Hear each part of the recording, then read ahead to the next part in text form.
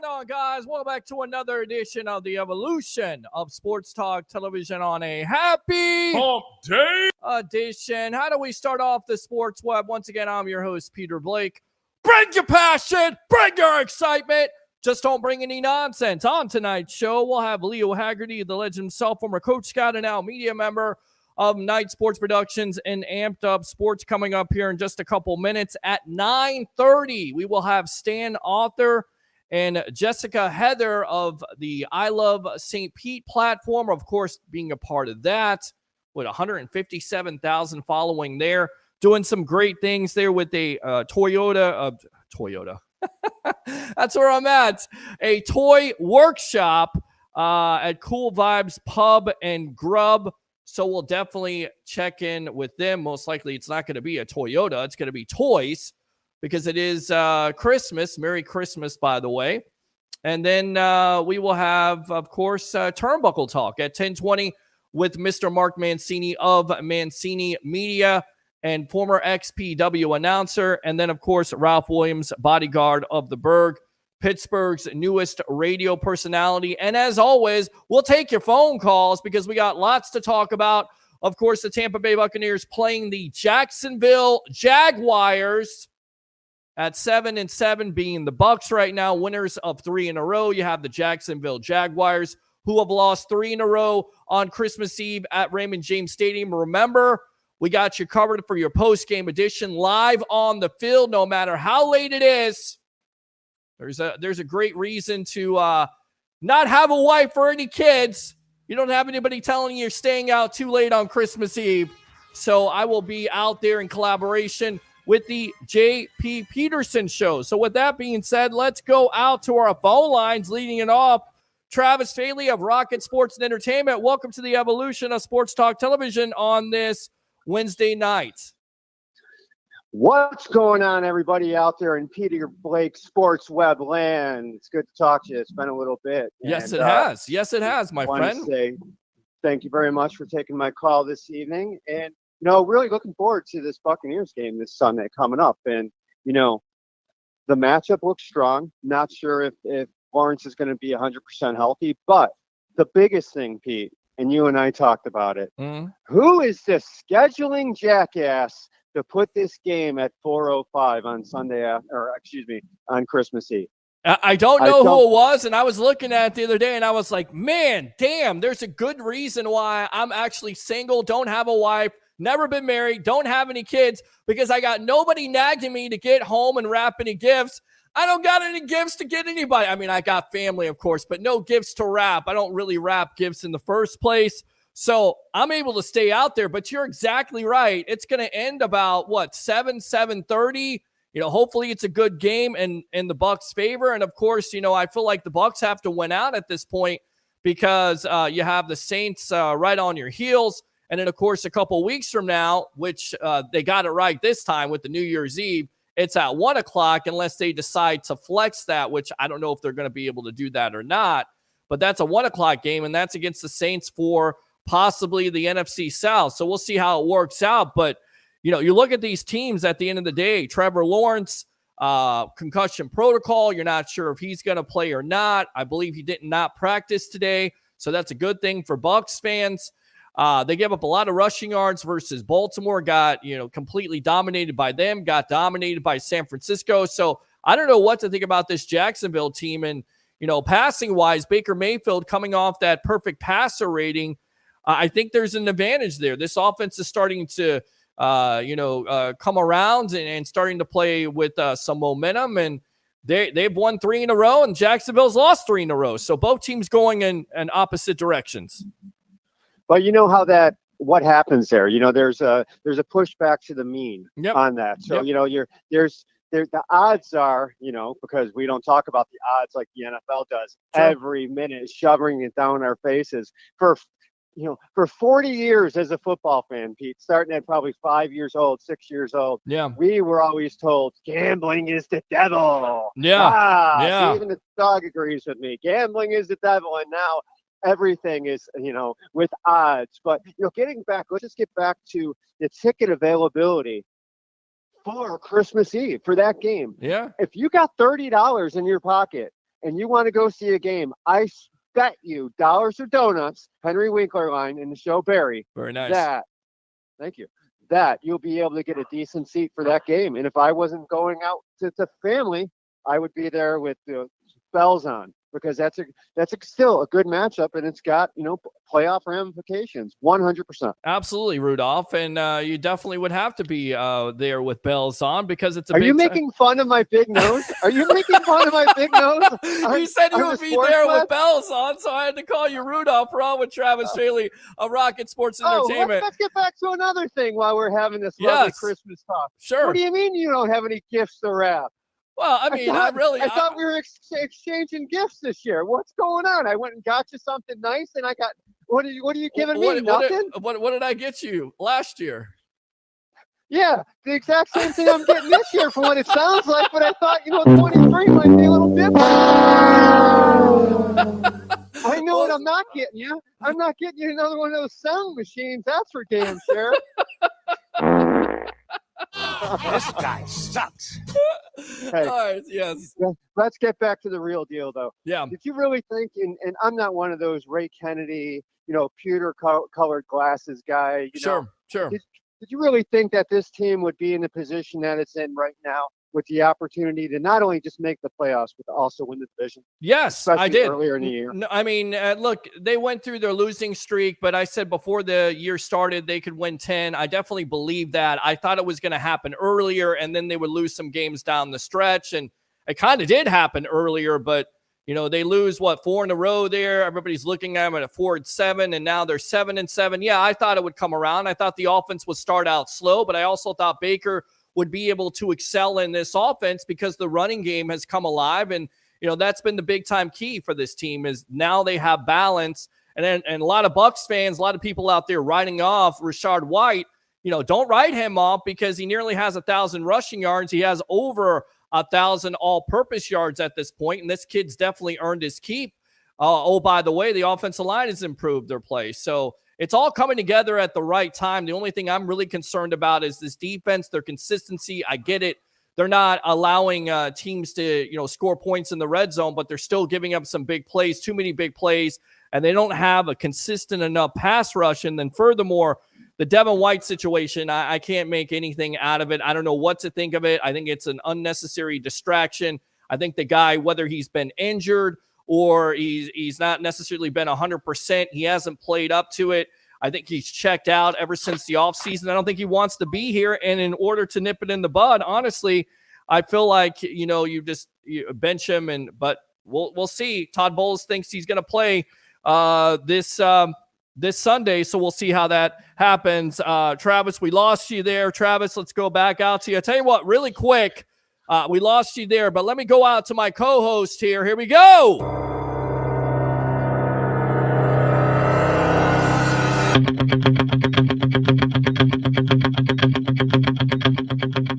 All right, former Coach Scout and now media member of Night Sports Productions and Amped Up Sports, Leo Haggerty. Welcome to the evolution of Sports Talk Television. Travis Faley on the phone, gracing us with his great presence. How you doing tonight, Leo? Merry Christmas, Peter. I'm ready. Hey, nothing? You don't even get Merry Christmas, Leo Haggerty? What's going on? I don't like the way this call's starting at all. Well, listen, Big Nose Faley. Right there. Let me give you the big head look here. Hold on. Here we go. What was it? Oh, yeah, there it is. There's your former shot there. That's a great shot there, Leo. Great shot of your forehead. I love that. Yeah. Just call me Mr. Forehead. I'm glad I'm in the backyard right now, not able to see the forehead or the face. That's such a shame, because you're missing such a good thing. Leo has a face for radio. You know what a big shame is? You know what a big shame is? That these college players are all coming out, going out for the draft and not going to these bowl games. What is going to be so special? I mean, granted, yes, you're going to see some great football on the field. I'm not talking just a Reliant Bowl, but I'm talking all across the country. And I'm asking Leo this specifically. Leo, the shine on these games, on these bowl games, is completely off. Yeah. Because of a lot of these guys decided, hey, we got to protect our draft stock, so we're not going to go to these games. Yeah, you know what, Travis? I'm going to throw this out at you. If I'm Michael Penix, I don't know why I'm playing either. I mean, he's going to be a top 5 pick in the draft. And he's got to look at this. He's blown out 2 knees already. So, yeah, this is. There's no way. There's no way. But here's the Travis, here's the simple way of doing this. Call up Lloyd's of London, and the NCAA gets a personal injury policy on these guys for $10 million, which is the base rookie salary for a couple of years. And the NCAA just bites the bullet on that. They're going to be making next year, catch this, guys, they're going to be making north of $2 billion. That's $2 billion on 11 playoff games. You just got to sit back and say, okay, we'll drop $100 million if we have to, because we still got $1.9 billion sitting around. Yeah. So yeah, you just got to be smart about it. And the problem is, when you put smart next to NCAA, it does not compute. It just isn't there. It doesn't compute. And then on top of it, Florida State had Jared Verse. You have all kinds of players sitting out that game. Half of your roster is going into the draft. Why even play it? Because the NCAA told you it doesn't matter because one player got hurt. So that cost them an opportunity to try to win a national championship. And then as it goes with locally here, the ReliaQuest Bowl, which we've been credentialed to, Jaden Daniels is not going to play in that game because, you know, the bowl doesn't mean anything, even though we like to see him play. He's a Heisman Trophy winner, and also he's getting ready for this draft. So, you know, why risk it? Why risk an injury? That's what it comes down to right now. And the bowls are, you know, basically meaningless. And, of course, it's all about money, as always, when it comes to college football. But you know what, Peter? All the bowls are meaningless when you're looking at this. Yeah. If I'm the father of a guy who's a top 10 pick, I don't care if you're playing for a national championship or not. If they're not, Peter, I would guarantee you, and Travis, same thing. There's an insurance policy on some of these kids, because why would you play? Why would you play? Something is out there. You wouldn't, Leo, unless you already got NIL money in a lot of it. Yep. That's and that's like, Caleb Williams, he's got a boatload of NIL money, but, he's also looking at the bigger picture. But that, we can get into the draft and all that, Leo. I don't think Penix goes in the top 5. But I'm going to let you guys get back to talking Buck talk. I'm really looking forward to this week's games, guys. There's a lot of good games on the NFL slate, starting with tomorrow night with the Saints. That's a big time game, and I think there's a lot of Bucs fans right now that are going to be Rams fans, because if the Rams can beat the Saints, then it makes that game that much more important. It was already important next week. Of course, the Bucs have to take care of their business, but I believe if the Saints lose, Bucs win on Sunday, all they got to do is beat the Saints next Sunday and then win the NFC South. So it's just that simple at the end of the day. Travis, thanks a lot for the call. Appreciate you as always, and Merry Christmas. And I'll work on trying to get you something for Christmas. All right. This show is not enough for you. So I don't even want it anymore. I'm not going to guilt you into a gift, Peter Blake. How about a little Santa cap for your nose? Yeah, there you go. Exactly, Rudolph. Oh, great. Hey, but what you just brought up. Thanks for the Rudolph again. I gotta go get a sleigh. I got a flat tire in my sleigh. Anyway, now. But hey, look out for that Rams team. They can get a matchup early in maybe a 2-7 or something like that going up against Philadelphia. Sure. Maybe, guys. Sure. Maybe that could be an upset special the way McVay's got that team playing. And they're like, oh, Donald's not going to play. Yeah. He sure as hell played last week. Yep, so, that's it. You're exactly right. Good amazing, stuff. guys. Good stuff, Travis. Really appreciate you. Let me give you the air horn. We'll catch you soon, all right? You got it, brother. Take care. Right, there you go. Good stuff. Take care, Travis. Daily of Rocket Sports and Entertainment. Let me put you in the lobby really quick, because I want to go out to what Devin White had to say. In fact, I want to start out with what Todd Bowles started at the beginning of the week. And then we're going to go out to Devin White, and we're going to talk about this White situation here on the Evolution. So stand by. Let's go out to what Todd Bowles had to say at the beginning of the week, and then we'll go out to what Devin White said today here on the Evolution of Sports Talk Television. Here we go. This is the Devin White situation. You told Devin yesterday that KJ Britt was going to start. And did I? I think you did. No, I didn't. You did not. Devin told me Friday he couldn't play, or Saturday or Friday he couldn't play, so KJ was starting. That was the end of it. It wasn't in response to that. No. Is KJ Britt your starting linebacker moving forward, or is it Devin White? when Devin gets healthy, we'll rotate the players and see how it goes. Were you surprised that Devin said he couldn't go, considering he had been practicing up to that point? No, I'm not surprised. I get guys all the time. I mean, Hayes got sick on the bus. He couldn't play. I mean, you go with a guy's gut. If he tells you he can't go, you go with the next guy and you play. Is there anything you want to just clear up? Do you think there's been misconception about reporting? Is there anything you want to just really clear up? Yeah, I mean, I just been seeing a lot of stuff saying I quit on my team, and I mean, I don't understand how I could do that when it was a personal, from me and Coach Bo's decision to sit down and rest to be able to help my team. And even when I haven't been playing, I've been in the building.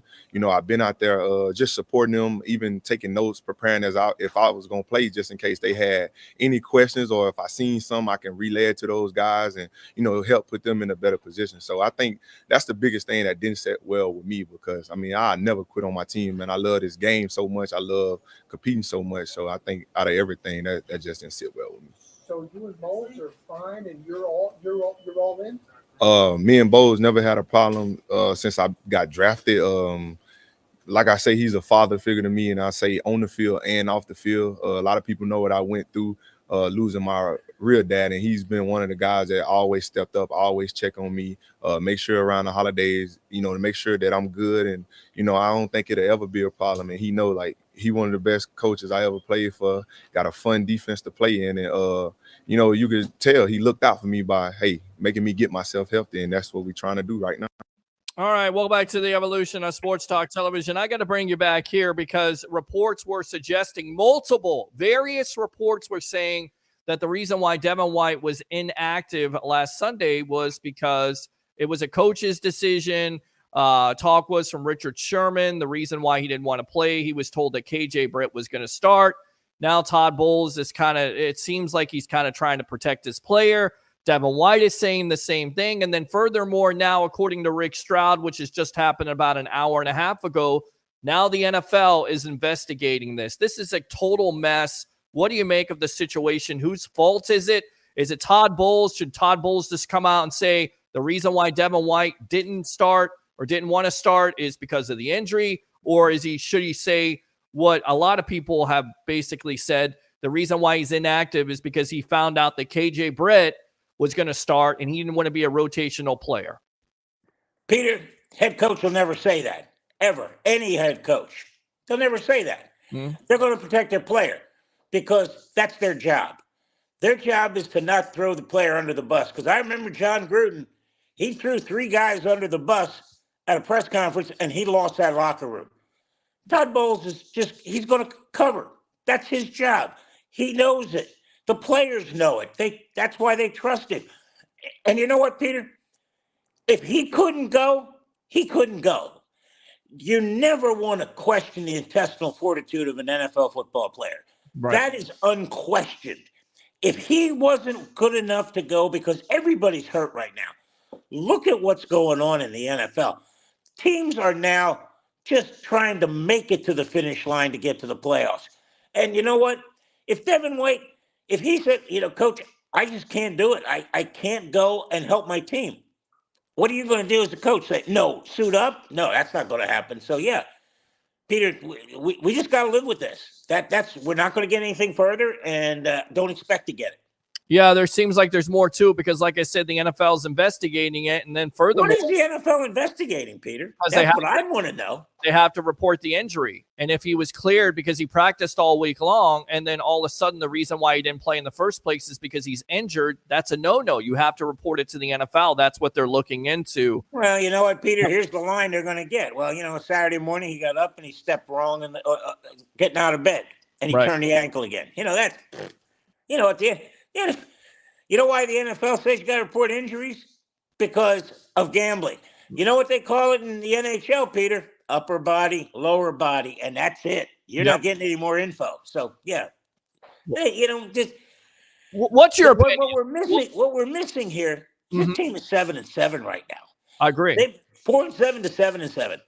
And Peter, that offensive line is starting to come together. And it took them 10 games, like I said. And you know what? I hate to say I'm a guru because everybody who's taught me as a scout in this game said it takes 2 games for a new player to become adjusted. the Bucs had 5 guys at different positions. Hainsey, yeah, he played, but he wasn't supposed to play this year. He's supposed to be the backup. Right. So, yeah, it took 10 games. And look from game 11 what's been going on. 4-7, 5-7, 6-7, 7-7. Amazing, isn't it, Peter? It is amazing. And I tell you right now, it comes back to what my dad used to say all the time. We're on with Leo Haggerty, former coach scout and now media member of Night Sports Productions. I'm your host, Peter Blake, giving you something to think about. He always used to say, son, you got to give this a chance to gel. And it certainly seems like the offensive line is getting the opportunity to gel. Furthermore, the offensive weapons, namely Baker Mayfield, was able to find them last Sunday versus the Packers. 381 yards, a perfect quarterback rating. The first opposing quarterback at Lambeau Field to have a perfect quarterback rating. 4 touchdowns, 381. And Chris Godwin, say whatever you want to about Myra Godwin, but that has been a blessing in disguise. A lot of people said that was a distraction. If she doesn't come out, Godwin doesn't meet with the coaches, and they don't put him back in the slot, he isn't producing like he did last Sunday. Oh, agreed. And you know what, Peter, the reason he's producing now is 3 games ago, Baker Mayfield decided, I'm going to feed Mike Evans. Mm-hmm. So now teams are seeing video of Mike Evans being targeted 12, 13, 14 times. Now you got to do something with him. You put Chris Godwin in the slot, you put them on the same side. You ain't doubling both of them. No. And that's all of a sudden. And you know what, Peter? How about it's about time we say Baker Mayfield's doing a pretty darn good job at quarterback?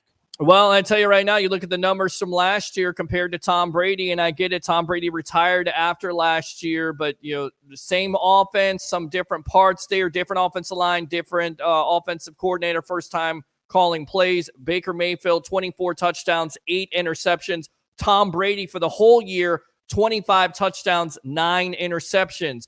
If he continues on this track, because I asked out there to social media and Bucs fans, if he continues on this track, he leads this team to the playoffs with them running the table and possibly getting 9 or 10 wins and not having an opportunity to get a quarterback. Do you re-sign him in the offseason? At this point, right now, has he done enough to earn an extension, in your opinion? Peter, if they run the table and he takes this team deep into the playoffs, they're not going to be able to afford him. Let's be honest. He's going somewhere else. And that's a shame. But I'll tell you what, if the Bucs would be smart right now, they'd lock him up for 2 years right now. Okay. Because no matter what happens, even with a draft pick, even with Trask, you want to sit there and you want to be hanging around with a guy who's been there and done that. Remember, he took a Cleveland team into Pittsburgh and demolished the Steelers. It was 28-0 at the first quarter. Yeah. When's the last time Cleveland's done that? So, yeah, it's I think right now they should sit down with his agent and say, okay, we want to offer him this and shake the table and see what happens. Well, Harry mentioned $50 million. They're not going to give him $50 million. They're not going to give him Daniel Jones money, but I think $20 to $25 million. And Baker's a smart guy because, listen, you have other decisions you have to make on this team, namely a Mike Evans, namely an Antoine Winfield Jr. and a Tristan Wirfs. So if you take a big-time contract, we've seen this with other quarterbacks, and I get it, it's the market, but for me, it comes down to the Brady blueprint. You take less, you're able to spread that money along to your other players and also stay competitive, and then possibly go into free agency, which you weren't able to do last year, and do more of that to improve your team. Let's go out to the comments. KR says, first, go Bucs. Absolutely. How about them Bucs, baby? Let's go out to Braun. What's up, Pete? What's going on, Braun? Oh, yeah. KR says, happy holidays, everyone. Ralph with a thumbs up. He'll be along with us at 10:20 talking turnbuckle talk, WWE, AEW action. David says, what's up, Peter? What's going on, buddy? It's time to get back to work. Let's go, Bucs. Absolutely. Let's go! Roger Shoe says, Merry Christmas, Webheads. Merry Christmas to you. Acknowledge me. Mr. Williams says, Peter. Bobby Rain says, re-sign Baker. And I also believe this is Bobby saying, unfortunately, Bucs will not lock him up during the season. And Brandon says, what's up? With that being said, going back to Todd Bowles, if he runs the table and you win the NFC South, do you get rid of him, whether he wins a playoff game or not? Yes or no? Oh, he's in. He doesn't even have to win a playoff game. You know why, Peter? Guess what he just did for the Glazers? 2 words, cha-ching, cha-ching. Hmm. Because with a home playoff game, you don't share revenue. The Bucs will get all the money. So yeah, that's huge. That's big. So yeah, Todd Bowles is going to be back. If they end up winning the South, Todd Bowles is back. Baker Mayfield, maybe not, because maybe they can't afford him. Because if they win a game in that first round, look out, because now it's starting to look like what happened last time they were in the Super Bowl. All of a sudden they're putting everything together. Well, yeah, and a lot of people say, well, they can't make the Super Bowl, they can't do this, they can't do that, ruling them out. But again, that's the reason why you play the games. It doesn't come down to the NCAA committee deciding because you have injured players, you can't play. You play to win the game. You have an opportunity to run the table. If you get hot, if you're the team that's the hottest, you're usually the one that has the advantage. And right now, we'll go around the NFL really quick before we get Stan and Jessica on from I Love St. Pete talking about this great toy drive.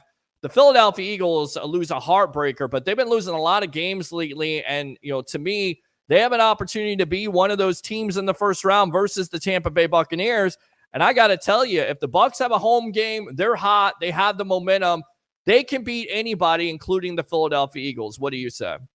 Yeah. The bottom line, Peter, and everybody talks about, well, our goal is to win the Super Bowl. Well, guess what that first step is? Get to the playoffs. Yeah. So, yeah. Peter, honestly, if they got a home game, I'd like to see them play the Eagles. I think their chances of winning is better. The team I don't want to see? Dallas. I don't want to see Cowboys in here because remember what happened last year? That wasn't pretty. And you know what? The Cowboys, they're an every other week team. Watch what happens when they get to the playoffs. That first week, they are tough.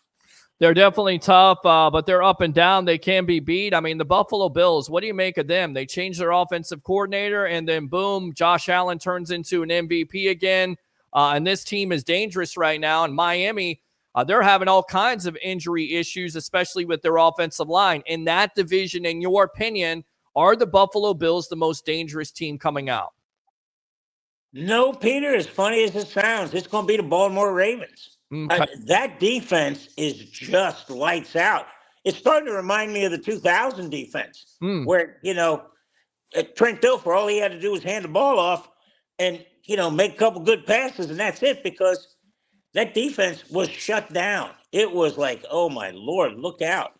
You got Ray Lewis in the middle. You got Saragusa up front who's eating up center and guard, and you got Washington on the other side, he's eating up bodies. So, yeah, I think the Baltimore Ravens, if they stay healthy, Peter, that's the problem right now. If teams can stay healthy or get healthy, that's the key. Because a lot of them are 1 or 2 injuries away from maybe not even making the playoffs.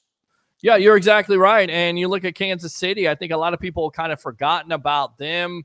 I don't know why they've forgotten about them, but they still have Patrick Mahomes, although they've had lots of problems when it comes to scoring in the red zone, lots of problems when it comes to scoring in the fourth quarter, and wide receivers that are dropping the ball. Do you feel like they can overcome that? Because what Kansas City has, like they haven't had in previous years, is a defense that'll knock your teeth out. Yeah, and Peter, the whole thing is now they're going to have to play an extra game. Because they're not going to get that bye week. Right. And that's huge.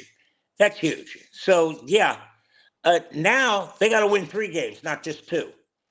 And usually that first game coming back off the bye week, you're a little rusty that first quarter and that, but by the third and fourth quarter, you're rested, as opposed to the other team that's just been beat up for 10, 11, 12 weeks. So, yeah,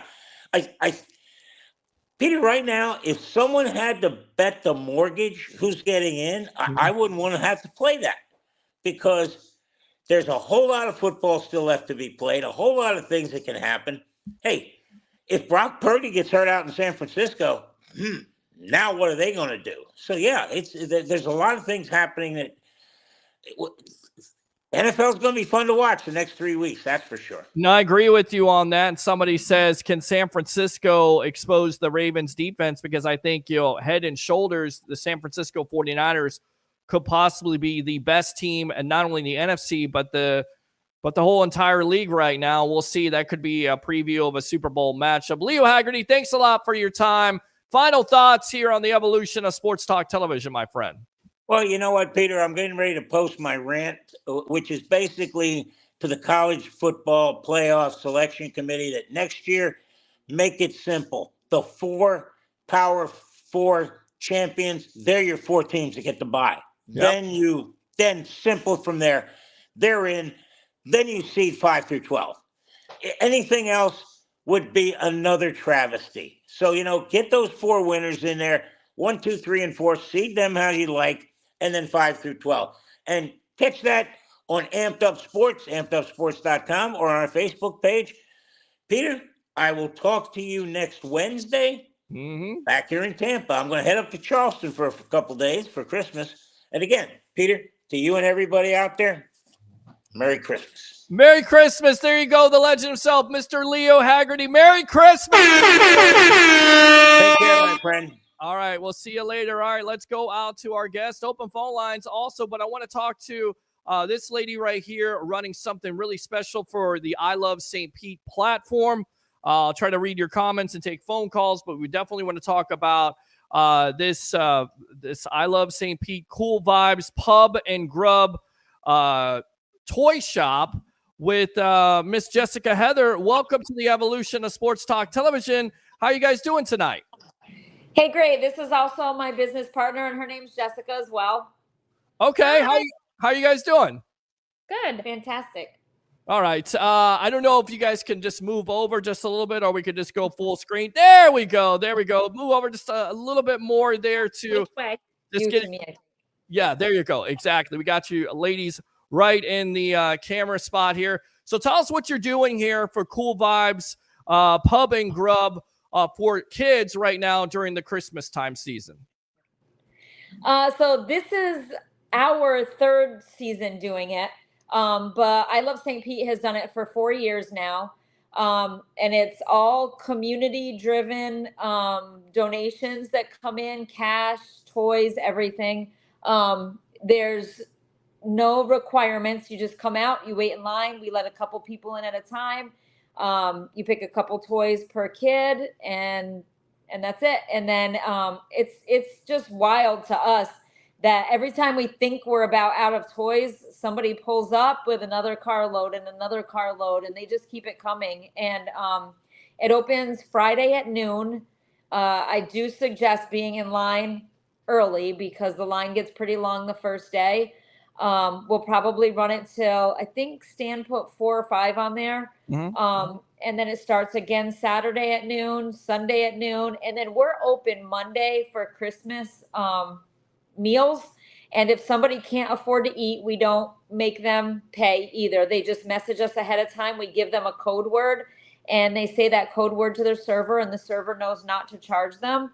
So whatever's left on Sunday for toys, they can just still come in and get, and then whatever's left over, we donate to a church in the end. And how many toys would you say have been donated so far? I mean, I got a video here just to give you an idea, give the people out there an idea. Look at this, really quick. Look at this.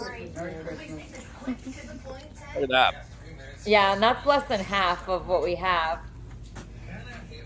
Wow, it's impressive, guys. That really is impressive.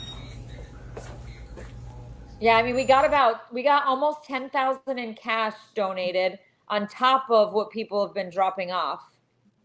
That's amazing. That's absolutely amazing. And this is at Cool Vibes Pub and Grub. What's the address of that establishment so people can find out if they want to donate toys or be a part of that? And you said that's going to start on Friday at what time? Well, we're already taking donations, obviously, but I'll let Jess give all the details. So the address is 5488 58th Street North in St. Petersburg, and we're starting at noon. Noon, okay, all right. You know, and I was thinking I maybe should just come down there and do a show and interview you guys face to face, and see how it goes and see. And just, kind of talk to the people about this, because this is a really great thing you guys are running. Of course, a part of I Love St. Pete. I'm a part of I Love St. Pete. What is 157,000? following that's going on there. What gave you the idea to do this in the first place? Actually, the first year Stan hosted it at his house, and it started to get pretty big for him. So then the second year he asked us if we were willing to host it, and just year over year it's gotten so huge, like huge. Yeah, it sounds like it's getting huge, and of course, there's a lot of families out there that are dealing with it. We're all dealing with it at this point. High gas prices, high rent. You can't necessarily buy your child, the toys that they want to. So this is a great thing that's going on, and what you guys are doing is just amazing in itself. As we're on the Sports Web, I'm your host, Peter Blake, along with Jessica Heather, and also her friend, your business partner, Jessica. So the two Jessicas here talking on the evolution of sports talk television. Let me ask you ladies something. Have you ever seen this show before? Have you watched it? And do you like sports? I would say we don't have time to watch it. No, we're always doing something, but yes, we do like sports. Okay, what kind of sports do you like? Because we predominantly talk about the Tampa Bay Buccaneers, but we also have the Rays here. We also talk about the Tampa Bay Lightning. So what do you guys favor? Are you Bucs fans? Are you Rays fans? Are you Lightning fans? I say all of the above because we have a sports bar, so they all make us money. Love it. Good stuff. Tell us about the place, because I never been there before. Cool Vibes Pub and Grub. What's this all about? Because you guys ever host any Bucs watch parties or Rays watch parties or even Lightning watch parties? Yeah, we have 10 TVs, so there's always some kind of sports playing on the TVs, and we've got insane specials during the games. Like right now during the NFL, you can get dollar wings amongst a million other great specials that we have during the games. So yeah, we definitely push the local sports, but we do have the NFL package. So if somebody wants to watch their favorite team that they can't watch at home, they can come watch it with us. You guys have a lot of Bucs fans that come in there and show up? Absolutely. All right. A lot of Lightning fans as well. A lot of Lightning fans. Yeah, that's good. That's a good thing, because the Lightning are pretty good this year. They've been really good the last 5 years. And, of course, the Bucs a couple years removed from winning a Super Bowl. When that happened, I got to go back to that. What was business like? Because I know COVID was kind of going on there, and, the pandemic. But did you guys kind of sell out? Did you see the fruits of Tom Brady being the starting quarterback of the Bucs back then? Yeah. Crazy time, right? Yep. In a good way.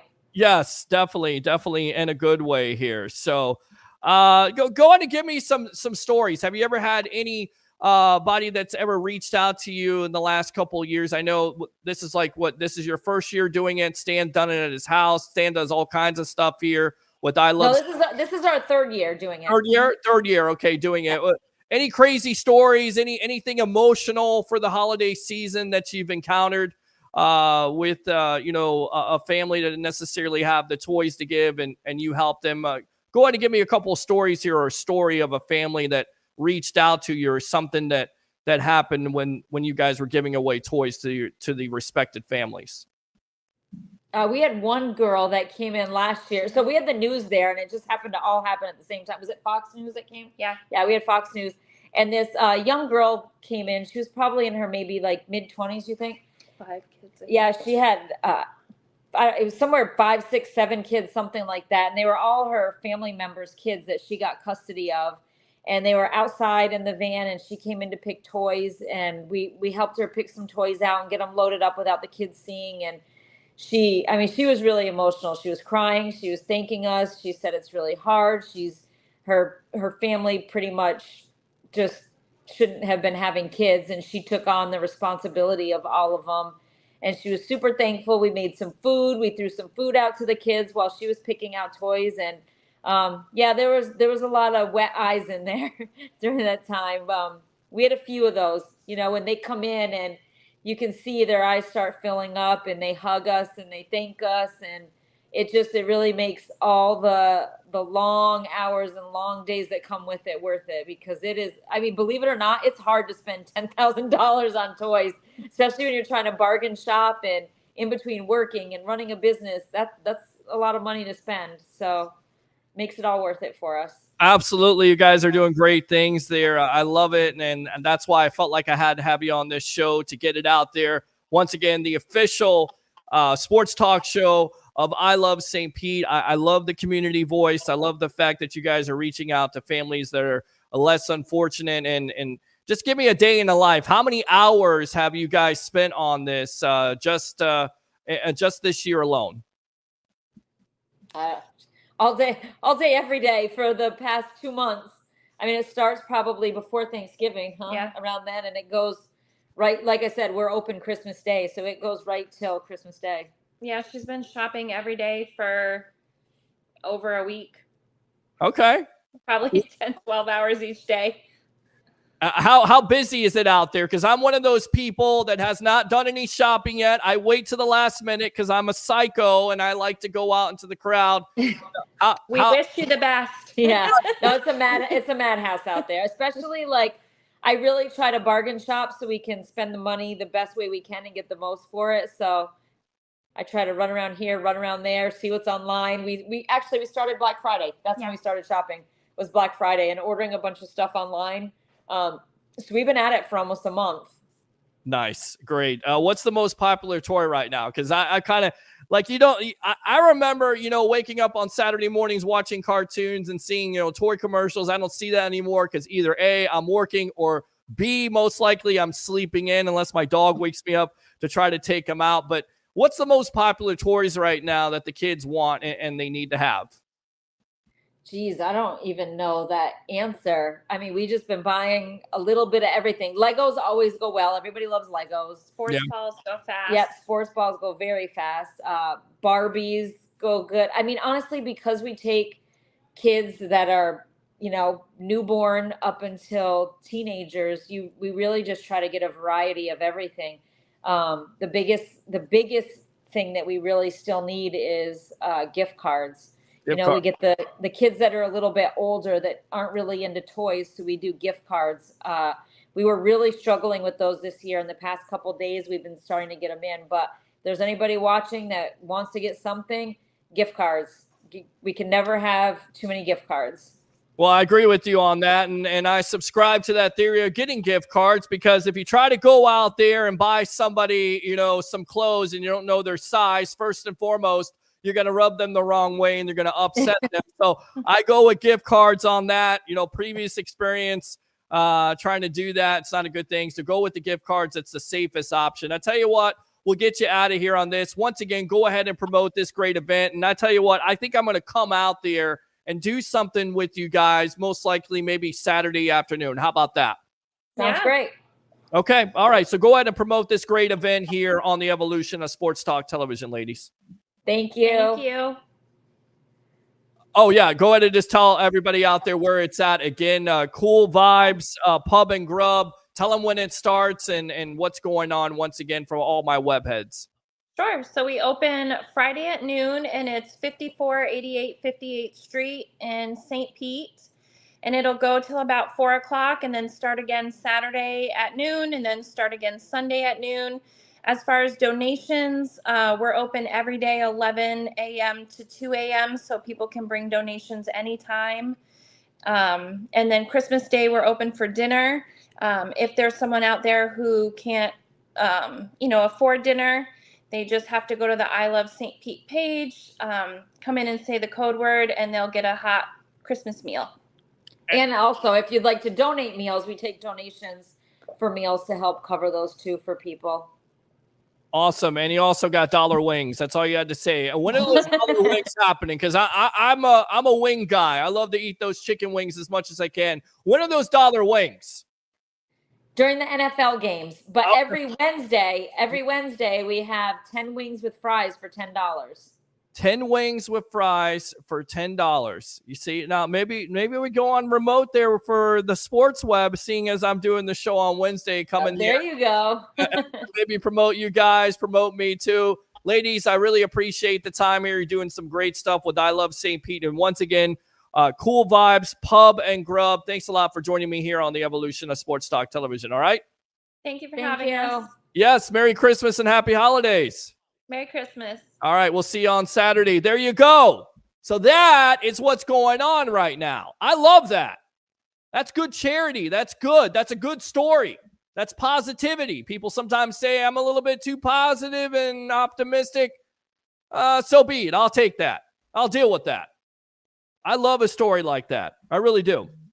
Open phone lines if you want to talk about your Tampa Bay Buccaneers. Of course, a big-time matchup versus the Jacksonville Jaguars on Christmas Eve. 727-255-0391. It's 727-255-0391 as we'll talk about that. What matchups are you looking at? We threw it out there at the beginning of the week. How confident are you in this Tampa Bay Buccaneer team?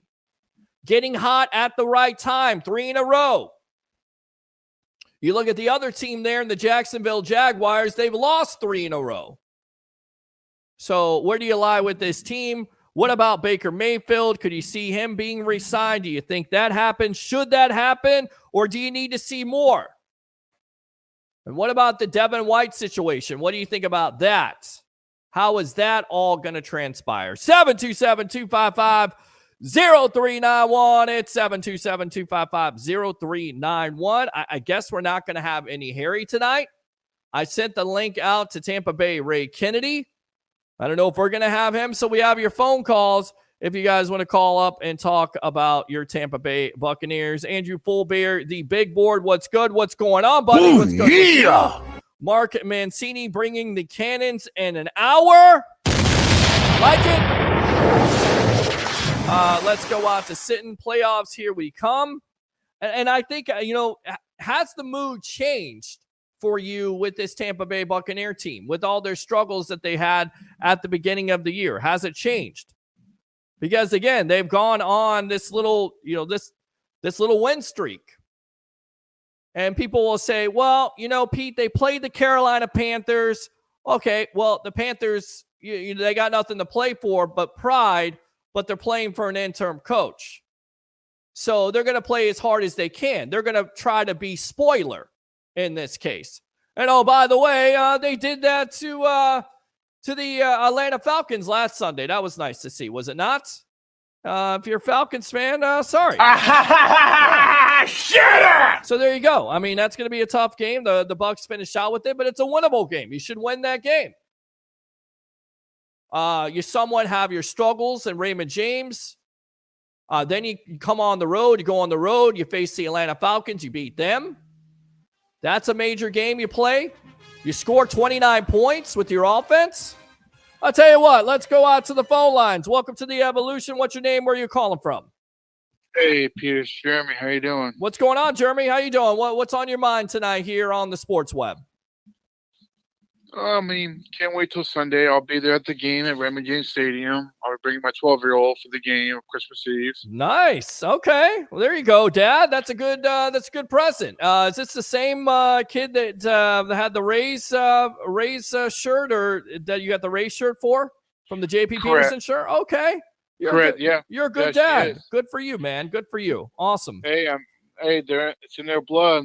They like sports like I do. Well, that's it. That's what you do. When they're younger, you corrupt them to be fans of the Bucs and the Rays and the Lightning, and then you don't have to deal with the nonsensical thought of being a fan of the other teams that are outside the Bay Area. That's what you do. You corrupt them while they're young. That's exactly what my dad did. He sat me down when I was 8 years old. He said, you're going to like these teams. If not, you're going to leave the house. And that's it.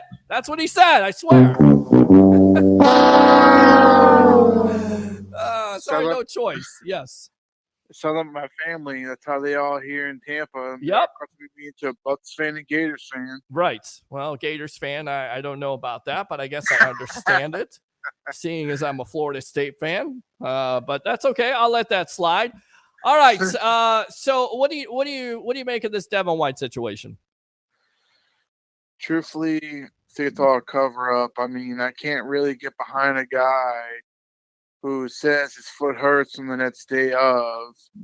Either if you're a road captain, like you say, that's on your jersey, right? Supposedly, you go out there and you play the game best you can. You support your team. I mean, I'm glad he came on and said what he had to say on, why he didn't play. But at the end of the day, you can't believe that. I'm sorry. And it's funny how Bowles comes out today in this press conference. He said it's all Sunday, but yet he couldn't say if it was Friday or Saturday, or let me reverse that, Saturday to Friday. Right. And all of a sudden today in the press conference, he said he came up to me on Sunday. So what is going on? Either Devin White's not being real, which I felt he's not been since the offseason, or Bowles is just making his chances of keeping his job even harder. I mean, where is accountability? That's one thing I love about Bruce Arians. You won the Super Bowl. You got Tom Brady here. Thank you. But you left us with a soft coaching staff. Why? Well, I mean, and that's the thing. And I was talking to somebody off air tonight. In fact, I was talking to my co-host, Harry the Greek, and I said, listen, and I know that Harry is not the biggest fan of Bruce Arians, but I feel like if Bruce Arians were coaching this team, that a lot of this nonsense that we're talking about wouldn't be going on, because he would nip it in the bud. And if a player doesn't want to play, and again, I don't know the whole story, okay? I don't know it, but I tell you what I do believe. I believe the various sources that are putting it out there, that the reason why he was inactive was non-injury related. And now all of a sudden, I get it, Devin's been dealing with an injury, but also Devin's been dealing with, lack of effort, in my opinion. Because if you think, whether it's injury or not, that he's been checked into this team, he has not been checked in ever since the offseason. He's wanted out of this team. He's been talking to, other players around the league, namely the guy from the Philadelphia Eagles, and all this social media nonsense, and then all this cryptic tweet and garbage like that. And again, I don't know the whole story, but I tend to believe various sources that are coming out and saying that the reason why he hasn't played in the first place, or didn't play on Sundays, because it was non-injury related. Now, all of a sudden, it's injury related, and then the NFL now is trying to investigate this whole situation, because you have to report injuries to the National Football League. That's how it works. So this whole situation is a complete mess. And I agree with you. I feel like if there were more accountability here with a coach like BA, that you wouldn't have this situation. Which is why, unfortunately, unless Bowles win the playoff game, he will not be the head coach next year. Really? I stand by it right now.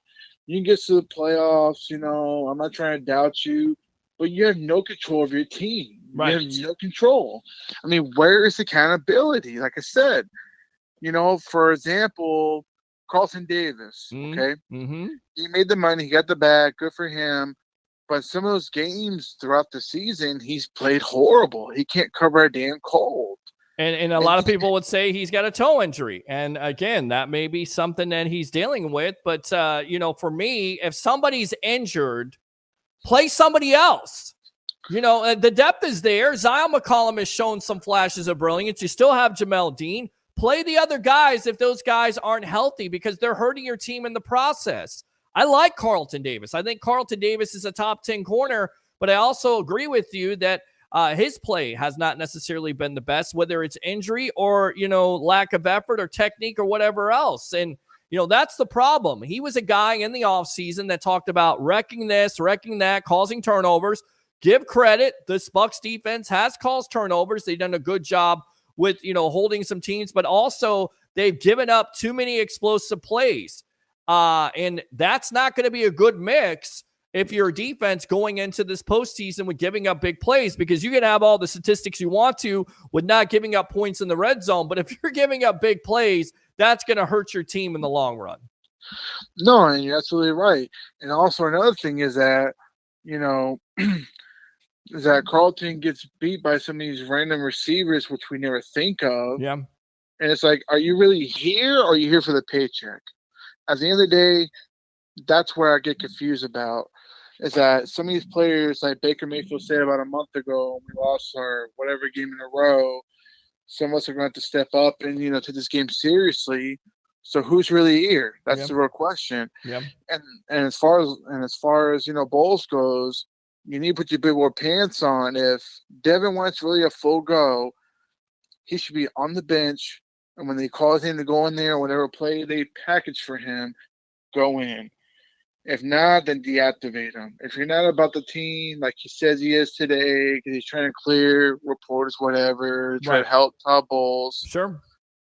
Go out there and ball out. You want the money, you want the bank, you got to go out there and play your heart out and not just play 50%. because the 2020 Devin White that I know, that you know, Yep. if any quarterback ever tried to run near his pass, he would rip his head off. Yeah. But what did he do against the Colts? He gets shoot out of his shoe by Gardner Minshew. Gardner friggin' Minshew. That's not Patrick Mahomes. That's not Josh Allen. That's Gardner friggin' Minshew. And by the way, if you watch that game versus Josh Allen, he didn't look like he had any effort in that game either, whether he's hurt or not. Again, I just continue to go back to this. Is this effort or is this injury? And if he's injured, get him off the field. Bench him. Play somebody else. And look what has happened the last 3 games. 3-0 with the KJ Britt. What else here, Jeremy? Sometimes benching a player makes him better. Look at Leonard Fournette. Right. In 2020. Sometimes you got to bench a player to help. He was nearly cut. I mean, they nearly cut him. He was that far away. The story is Bruce Arians said something like a couple minutes here to make a decision if you want to be on this team. If not, we're going to cut you. Think about that. They cut Leonard Fournette, and you don't have that presence in the postseason. And look, at the time, the victim of volume in a Ronald Jones was nearly to 1,000 yards. But, of course, he gets hurt. Leonard Fournette steps in, and guess what? He steps up for that team to give them that running presence, which is what they needed to the balance of the offense, and that was a big deal. But think about it. If he didn't do that, he would have been cut, and who knows what would have happened with that team. That was a big facet of the running game at that point. And sometimes I thought it takes is a little criticism and benching a player who's not playing his best, because we all know Devin White is better than this, whether he's injured or not. Yeah. We can go toe to toe. I don't care, and I don't hate Devin White. I hope and pray he wakes up and plays the best of his ability, like he did in 2020. Sure. Because the 2020 Devin White we all saw was phenomenal. Absolutely. Anybody to it. After that, he hasn't been able to duplicate the effort. Jeremy, anything else here on the evolution? I think we'll win Sunday. Whether it's sunshine, Trevor Lawrence plays or not. Yeah. How do you feel? Why do you feel so confident in this Bucs team winning on Sunday? What's your biggest matchup to watch, and who's the player of the game in your opinion? Player of the game, I gotta say Baker Mayfield. Okay. So you think like Baker's going to continue along with that track to? I don't know if I talked to you about this or not, but from what he's done right now, you're Jason Light of the Bucs. Do you re-sign him to an extension? Yes or no? Yes. Okay. To a short term, 2 to 3. 2 to 3 year deal, 20 to 25 million. Okay. I agree. Okay. I feel like he's got a good chemistry with the team, the offensive line, who he pays more attention to. So he's having that much success. Remind you, he's not turned the ball over, and he's already done better than Tom Brady has in a short amount of games, if you ask me.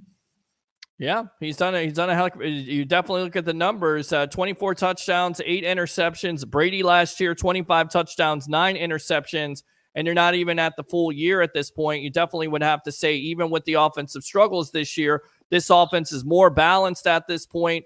There's an improvement there, and I feel like it's definitely getting better. So what's your score of the game versus the Jaguars on Christmas Eve? I say, man, who played was Trevor Lawrence, C.J. Bedford, or that water boy? I don't care. At the end of the day, Bucs win 28-13. Wow.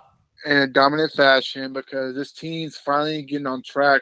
And one more thing is Rachaad White, he's getting more confident running the football, even catching it.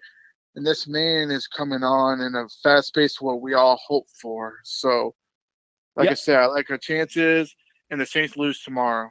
All right, so I like it. The Saints lose tomorrow. That would be great. I think we're all Rams fans, and that's tough to convince Bucs fans to be Rams fans if you know about the history of the Rams.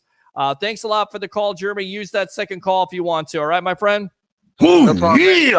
Go Bucs, and happy holidays to you, man. Happy holidays to you. Merry Christmas. And we're not to a happy new year, but hopefully you guys are getting ready for a happy new year, and that includes a Bucs appearance in the playoffs. 727-255-0391. It's 727-255-0391. Let's go back out to these comments. Sitton says, playoffs, here we come. That's a great question. Can San Francisco expose the Ravens defense? And I tell you right now, you look at the Ravens, right? Lamar Jackson, contract extension. You got a new offensive coordinator and a Todd Monken. And that certainly has seemed like it's lit a fire under Jackson in this offense, right? But, on top of it, the defense is really good. And if they continue to be that good, who knows? The sky's the limit. But Lamar Jackson, say whatever you want to. I've always been a Lamar Jackson fan. I think he's extremely talented, in this offense has definitely helped him out. Let's go out to the tribal troll. Acknowledge me. Mr. Roger Shue, welcome to the Evolution. What's on your mind tonight? Acknowledge Christmas. I did. I acknowledge Christmas. Merry Christmas. How are you, man? I'm doing good, man. How you doing? Been a good show so far. Thank you. No Harry and no Ray. I'm surprised by that. Right? Well, it's Christmas, People are out doing their shopping and, whatever. Guys are not shopping for anything. They're being lazy dogs at home watching TV or watching me. That's what they're doing. They're not on here. They ain't doing any Christmas shopping. I know what those guys are doing. So, yes. Well, I hate to break it to you. I think the Buccaneers are coming back down to earth this weekend against the Jaguars. Why you say that? It's been too much of a streak. What goes up must come down. So you don't think this team has any momentum or any chance to beat the Jacksonville Jaguars on Christmas Eve at Raymond James? I think they do, but I'm going with the Jags. Okay. Why? I don't know. Something just tells me it's the Jags are going to take this game. Well, the Jags need this game. They also have to win They because do. they have to stay in the division hunt. And look, if Trevor Lawrence plays, you still have Calvin Ridley there. Stand by for a moment here. I'm going to put you on hold. Jim, we got Roger on the line. We're going to finish up with Roger, and we'll come out to you, all right? Stand by.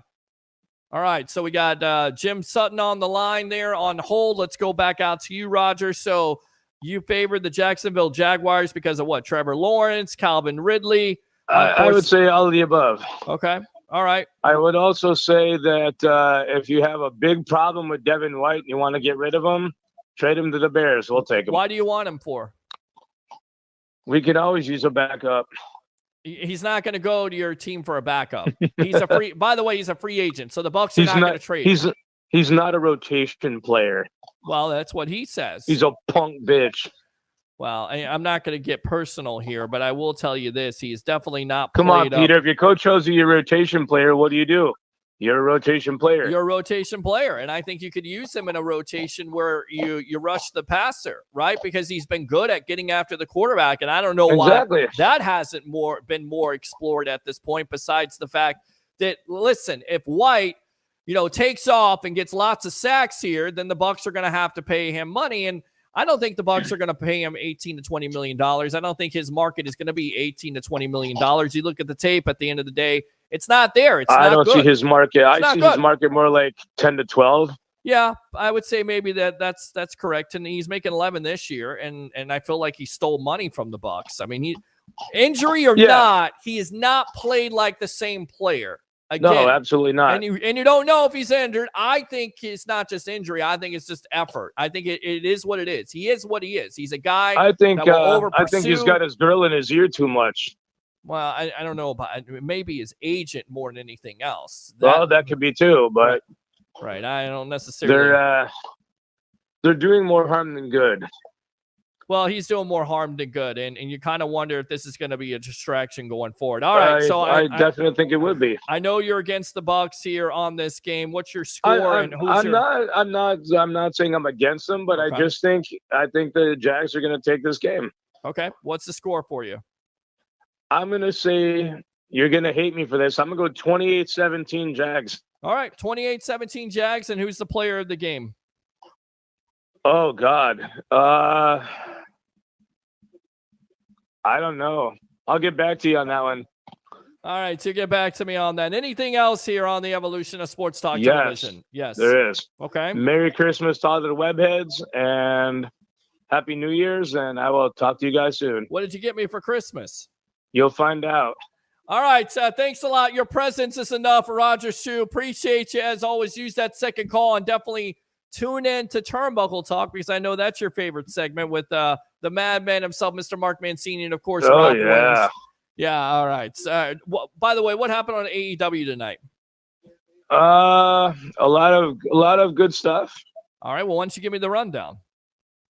Mark Mancini will take care of that for you. So Mark, watch AEW tonight. That's what you're saying. Hopefully he did. Okay, so you're not going to give me a rundown.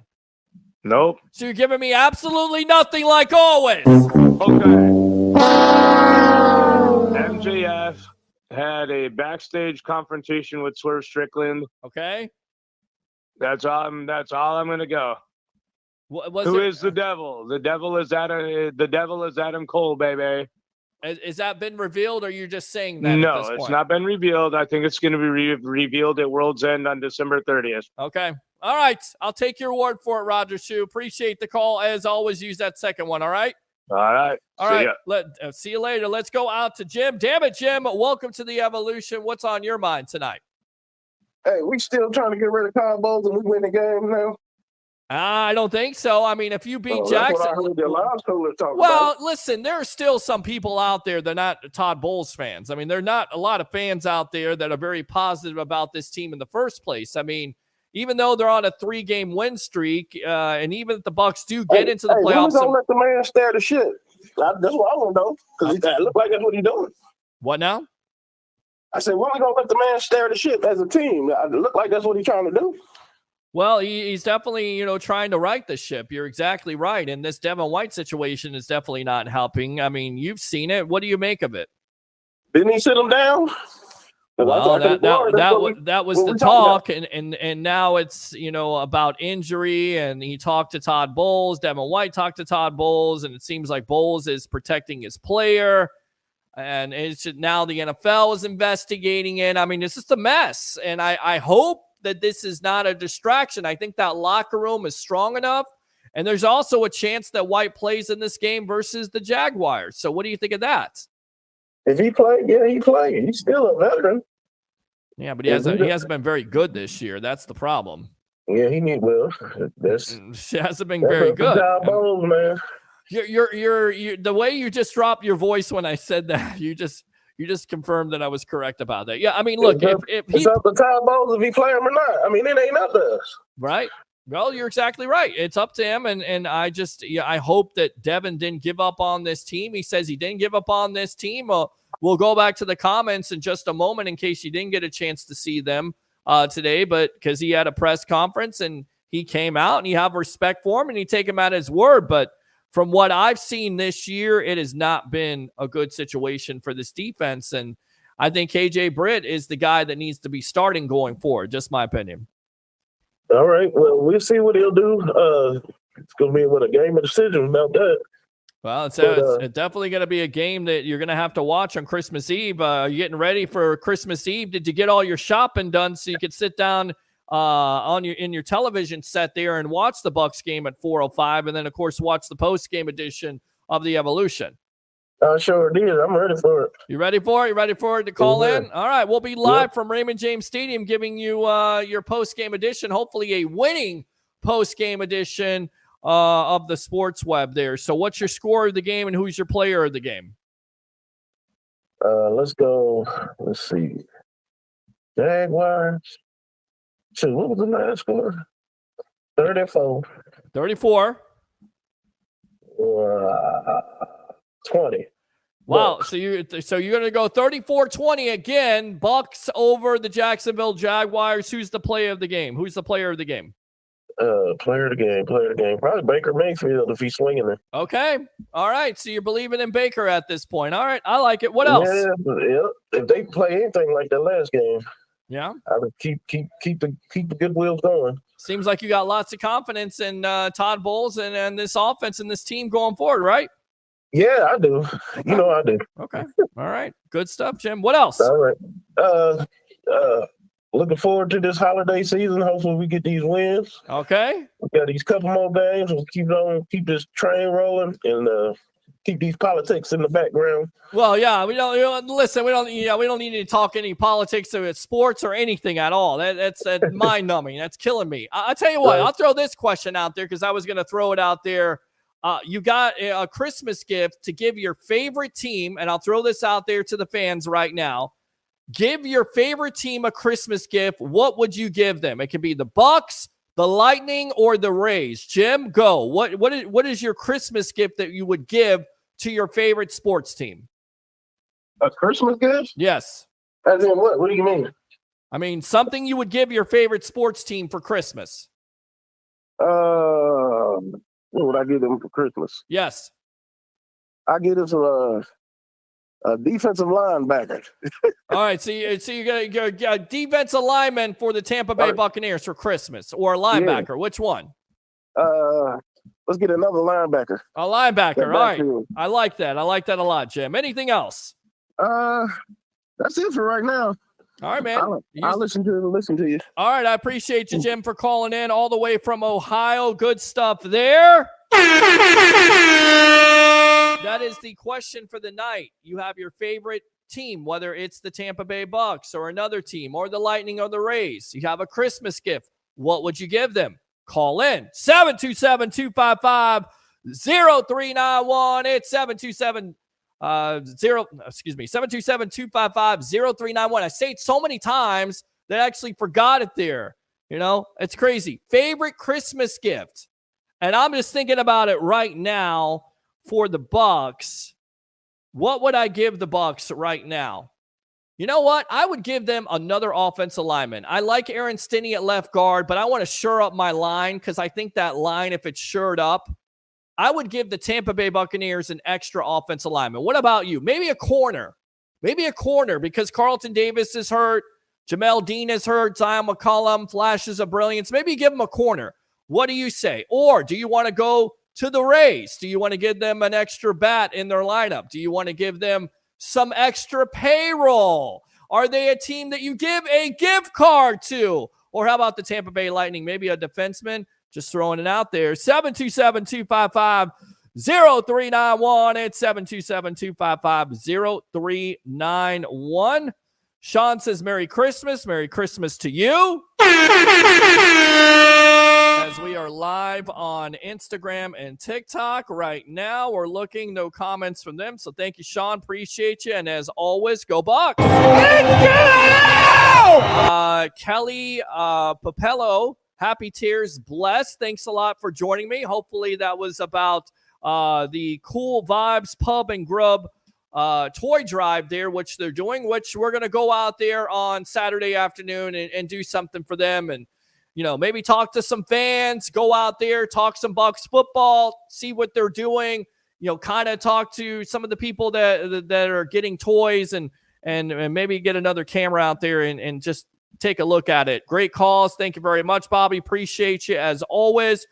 Just ask them to do a watch party. Absolutely. Sounds like a great place to do it, especially, you know, for me, the key thing was $1 wings on Wednesday with fries. That sounds good. That makes me hungry. I'm always a wing guy there. All right, so Ralph says, Ray's at the soup kitchen. Lobster biscuit tonight. Thank you, Ralph, for that. I don't know what to think of that. As he's in the lobby cracking up right now. He loves his jokes. That's a good joke. Trade him to the Bears. We'll take him. I'm sure you would. But they're not going to trade him. And I don't know why there's any other NFL team out there that would want Devin White. We've seen the potential. He's been disappointing. And I'm kind of laughing about it because there's a lot of fans out there that will criticize a first-year player in Baker Mayfield or, you know, a first-year offensive coordinator in Dave Canales or Todd Bowles or the offense in general, and yet won't criticize a guy that's been in Todd Bowles' system ever since he's got here in 2019. I don't understand it. That's been the most disappointing aspect for me is that other side of the ball. Because as a Bucs fan, you knew that this offense was going to struggle for the specific reasons that I put out there with the offensive line, you know, having reshuffled an offensive coordinator, first time calling plays. You know, Baker Mayfield coming into a situation. I mean, I get it. You got Evans and Godwin and Cade Otton that came back last year. White is kind of a first-year running back, got his taste of it, but really has not been the bell cow. He's shown when he's gotten the opportunity that he can be a bell cow in this league. I believe that. Multifaceted. Not only with running the ball with vision and patience, but also catching the ball out of the backfield. But there were going to be struggles to this offense. I'm more disappointed with the veterans of this Super Bowl defense. That's my thing. Roger Shue says Bowles is a garbage coach, has been for years. I'm not ready to say that. I don't even think that's really fair. As a head coach, there's been questions. I'm not ready to say he's garbage. I think we use that word too much, garbage coach. Does he have some problems when it comes to situational football? Yes. Do we get upset because he keeps his timeouts before halftime? Yes. Has he made some questionable decisions when it comes to challenging plays and it seems like he doesn't show enough emotion? Yes. Garbage coach, I think that's a little bit too extreme for me. Especially with leading this team, whether you want to say whatever you want to about the NFC South being one of the worst divisions of football, he still led them to win that division. Furthermore, with the playoff appearance, where they properly got their doors blown off by the Dallas Cowboys, doesn't make him a garbage coach. Maybe he's not a head coach in this league. Maybe he's a coordinator, but he did a damn good job being a defensive coordinator for that Super Bowl defense, did he not? I didn't hear anything from you when that happened at all. In fact, it was crickets. So I think we're a little bit extreme there with saying that Todd Bowles is a garbage coach. I think it's easy for a lot of fans to sit there and say that. And, you know, the negativity in the Tampa Bay area is just like, you know, fire Bowles, get rid of Baker, start over again, go out there, get a head coach. I mean, if you're a head coach, I get it. I love the Tampa Bay Buccaneers and they're a great organization. But if you continue to hire and fire coaches, do you think this is an attractive, area, if you will, or attractive location for a coach to come here and want to stay here and have stability? Not if you're firing a coach every 2 to 3 years. That's not a good thing. I'm not in favor of that unless there is not improvement. Let's say the Bucs right now are 7-7 and they go 7-10. Then I think there's an opportunity there to sit there and say, okay, we got to evaluate. We got to see if we want him as the coach going forward next year. Maybe we can go out there and get somebody else. Same thing with Baker right now. He's coming off a perfect quarterback rating against the Green Bay Packers. What will he do for the rest of the year? If he continues that momentum and this offense steadily continues to get better and better, then you're going to have that conversation of re-signing him. Just my opinion. Former Steelers coach Chuck Noll once said, it's about the assistants you hire. Absolutely. Ralph Williams there in the lobby. I remember Tony Dungy saying that when he was hired for the Tampa Bay Buccaneer coach in the mid-90s. I'm not great. It's the people that I hired around me that are great. It's the Herm Edwards. It's the Lovie Smiths. Those are the guys that are making me great also. It's the Monty Kiffins of the world. The Rod Marinellis of the world that make my coaching staff great. So I think it's easy to sit there and say, garbage coach, but it's not fair. He may not be head coaching material, and I think that remains to be seen with what happens here the last of the year. If they run the table and go 10-7 and win the NFC South and even lose in the first round, he's coming back as a coach. I hate to tell you, because he improved over what happened last year, which was an 8-9, 8-10 football team with the loss to the Cowboys in the playoffs. Playoffs. You get 10 wins, you get 9 wins, that's improvement. And that's without Tom Brady running your offense. That's with the first-year quarterback in Baker. I mean, if we really want to be fair about this, because, keeping expectations in reality, a lot of pundits were saying, what? This is a 3 to 5 win football team. Why? Because all the dead money to Tom Brady. All the dead contracts that are coming off the boards. You have a mass exodus of veterans that are off this team. Brady, Fournette. I mean, it's gone on through the last couple of years. They had losses. Nobody expected this team to be competitive, but the Glazers and this organization basically told you, we're going to re-sign Levante David. We're going to re-sign a Jamel Dean. We're going to go for the NFC South. We expect to win the NFC South. And furthermore, if we win the NFC South, then we go to the playoffs. This team was talented enough to do that. So you definitely get the improvement there. So you can make the case that, if Todd Bowles finishes out with 9 to 10 wins, with the situation that happened in the offseason, and I'm Todd Bowles and I'm going to the table and talking to the Glazers, that's what I'm throwing out there. Yeah, you finally gave me my coach, but you gave me a first-year offensive coordinator. So I need some stability. You gave me a first-year quarterback who's only making $4.5 million a year. And has doubled his value with what he's done in the production for this team. And then all the salary cap constraints that you had this year and all the players that were lost and were depending on rookies and undrafted free agents, I did a pretty damn good job. Again, very easy to sit here and be black and white and say, the expectations are, you're a Super Bowl team all the time. That's just not the reality of the situation. And anybody that thought this team was a Super Bowl team at the beginning of the season, you're lying your ass off. 727-255-0391. It's 727-255-0391. What a tangled web we weave when we go out there and deceive. Very good. Very good. I like that. Oh, yeah. You're exactly right. I mean, that's the situation right now. You have no idea. You have no idea what is going on with the Devin White situation. It's injury related. It's non-injury related. Did he quit on the team? Devin White said he didn't quit on the team. I mean, in case you didn't get a chance to catch the comments, I'll tell you what, let's go back out to those comments from Devin White here today on the Evolution of Sports Talk Television. And we'll come back, read the comments, and we'll start off with Turnbuckle Talk here.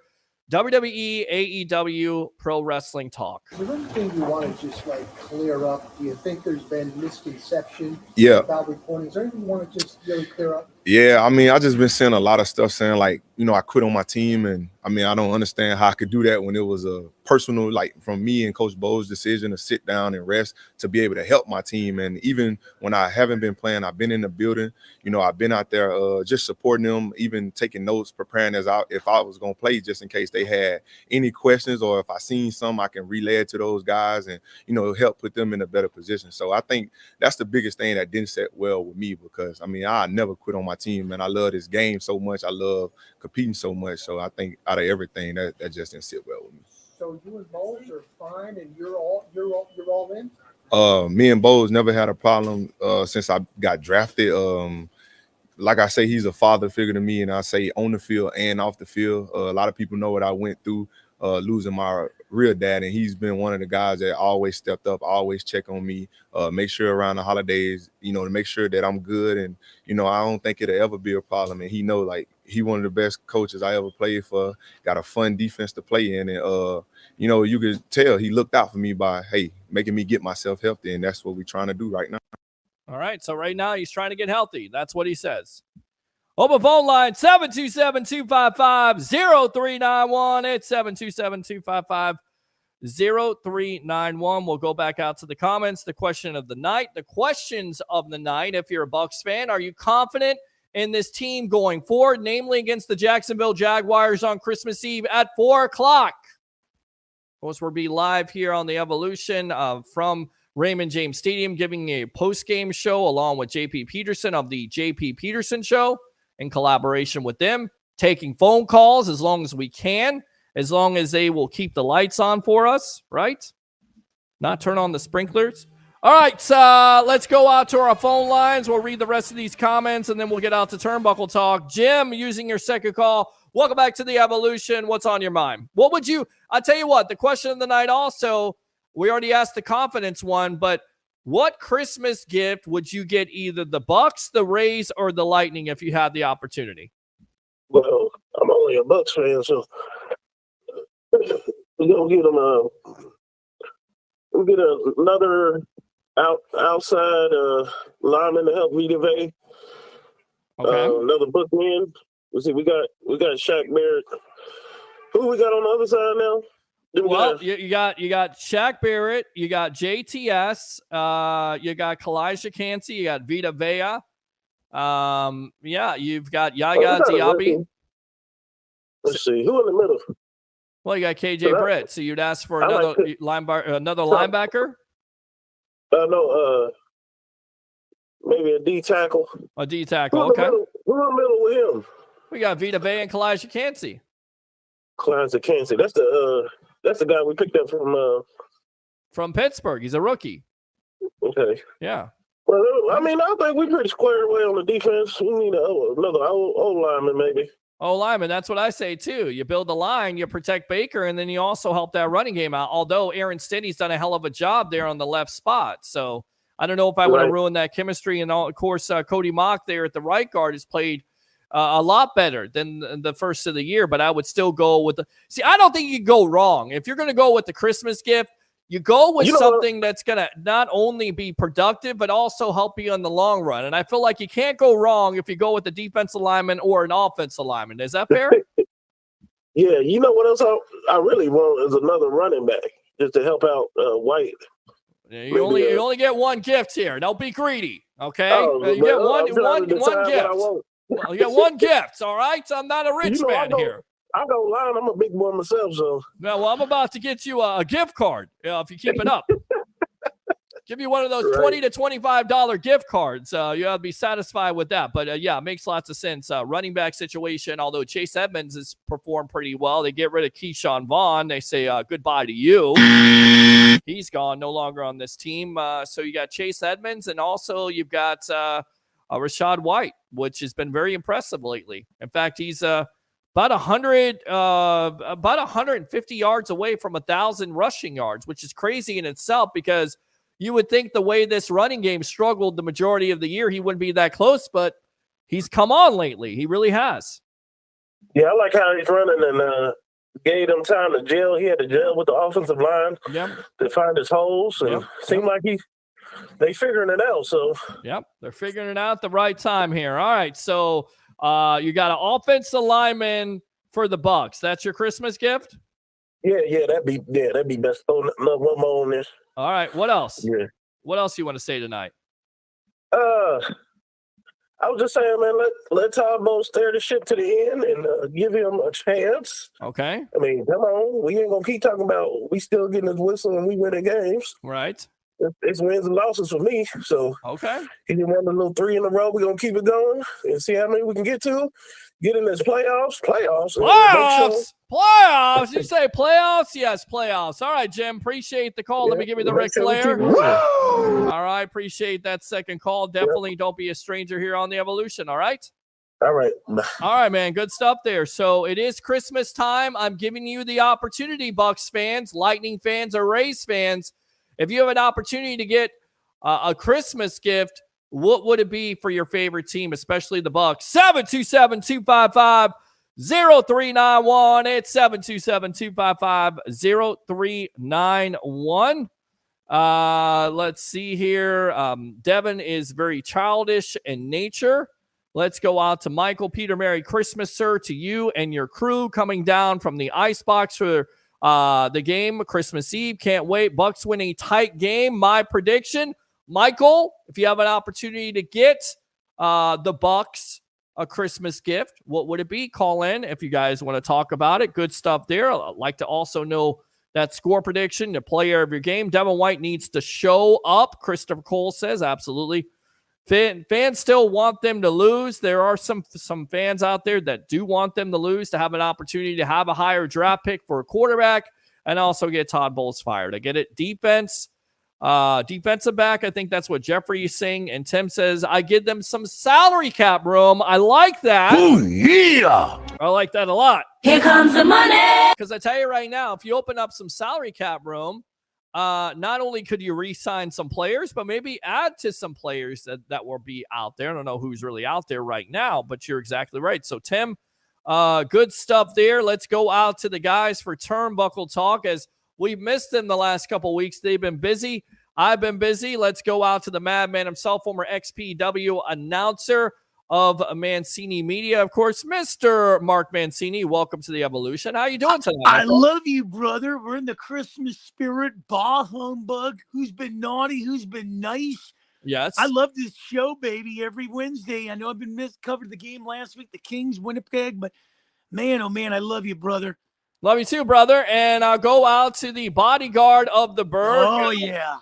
Pittsburgh's newest radio personality, Mr. Ralph Williams. Welcome to the Sports Web, my friend. How you doing tonight? I'm doing good, Peter. Thank you. How are you? Doing great. And, the question for the night here is if you had a Christmas present that you could get for your favorite team, what would it be, Mark? Let me start out with you. Go. Pitching for the Pittsburgh Pirates. All right. So pitching. Now, you can only get one pitcher. So you're getting one pitcher. So which pitcher do you want? Oh, that'd be a great question. I'm a big Corbin Burns guy with the Milwaukee Brewers. I think he's a workhorse. Okay. I still like him. He's going to be a free agent pretty soon, so they can trade him. But I've always liked his makeup. So I'd go after a Corbin Burns type. Corbin Burns. All right, let's go out to the bodyguard of the Berg, Mr. Ralph Williams. You got an opportunity to get your favorite team. I believe that would be the Steelers. Is that a new coach, sir? Yes, probably. Yeah, that would be it. What coach would you want for Christmas for your Steelers? New head coach. I would like to see Mike Tomlin step down, and even if he moves on, good for him. We need a new voice in the Steeler locker room. He's lost his team. He's lost his locker room, and 17 years in coaching, and he tells the media he doesn't know why his team is failing. Well, it's not always a good thing to hear that. That's for sure. But I tell you right now, as a Bucs fan, if it does go south with Todd Bowles, I would take Mike Tomlin in a New York minute. Good. With that being said, Ralph, what coach would you like to coach the Pittsburgh Steelers? Well, they got some good young guys out there. You got Ben Johnson from Detroit. I heard he's being coveted by several teams. I think there's a couple other assistants out there that would be good to bring in to interview. You got I would bring in Eric Bieniemy. He's got a good offensive mind, and he wants to be a head coach. It's a good choice. I think that he'll definitely be a hot commodity. You talk about Johnson from Detroit, also Johnson from Philadelphia, although they've had their struggles lately. So we'll see how that all transpires. With that being said, guys, let's talk about WWE. Of course, the big story, CM Punk coming back. We kind of touched upon it. And now the program seems, to me, it was bound to happen. It's perfect booking by Triple H and by creative. It's CM Punk versus Seth Rollins. CM Punk comes out, does a great promo. Maybe the first one wasn't the best. The second one on SmackDown was tremendous, calling out Seth Rollins, saying he's not even the man in his own household. Of course, referring to Becky Lynch, saying she's the man. And then Seth Rollins coming out on Monday night and basically giving a promo. This is my home. This is not your home. What do we think of this booking decision and this match upcoming here with CM Punk and Seth Rollins, Mark? Well, it's a classic. It kind of reminds me of The Rock and Stone Cold Steve Austin in the heyday. I mean, it's must-see TV at its best. They both got great mic skills. The question here, it looks like Seth might go heel down the line here because he's been a face for so long. I don't know. They're still singing his song. So you never know where it's going to go. Is he going to get surgery on his back? What's going to happen here? But this thing's going to go all the way into WrestleMania. I will tell you that, boys. Well, and it should go into WrestleMania, Ralph, because it's the match that we've been talking about, and that's the reason why you go out and get a CM Punk in the first place is because, again, you have a built-in storyline that a lot of people believe, whether it's a storyline or not. Seth Rollins made comments some months back about CM Punk, and it's believable. It's must-see TV, and instead of having the drama that Tony Khan and AEW and that young Punk locker room, in my opinion, you're taking advantage of it. You have a veteran locker room that's able to handle CM Punk. I don't think CM Punk was that bad. I think, honestly, CM Punk just wanted to get out of there and tried his best to do everything possible to get out of that contract. What do you see with this matchup between Rollins and CM Punk? Well, it's a great match, Peter. It's going to be a great money match, and it's going to be a great draw. People are going to, watch it. It's going to be good. The question is, which pay-per-view is it going to be on? Is it going to be at WrestleMania? Is it going to be, it's not going to be a Royal Rumble because Seth's fighting Drew McIntyre unless they do a fatal or a triple threat match. Right. But, it's coming. We just don't know when. And my question is, if they're going to have that match at WrestleMania, and I'm hearing stories now that Punk's going to be in the Royal Rumble match. So if he's in the Royal Rumble match, how are you going to have that match at WrestleMania? So, there's some question marks with this match, guys, but I think it's going to be a phenomenally great, epic match. It really is. Yeah, I like it a lot. Mark, you want to say something? No, I think it is because I've always liked both those guys.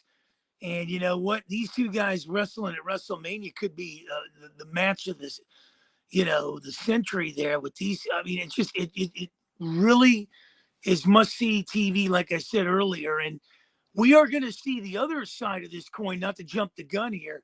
I'm telling you, The Rock is going to be in Philadelphia for the Reigns thing. That's coming too. Yeah, see, and I still think it's going to be Cody. I still think it's going to be Cody in Roman Reigns. And talk is, and let's go ahead and switch gears, because the talk is that this may be Roman Reigns' last match. Although there's also been a rumor out there that where he retains the title and tries to surpass Hulk Hogan's record of having the title for so many days. Yes.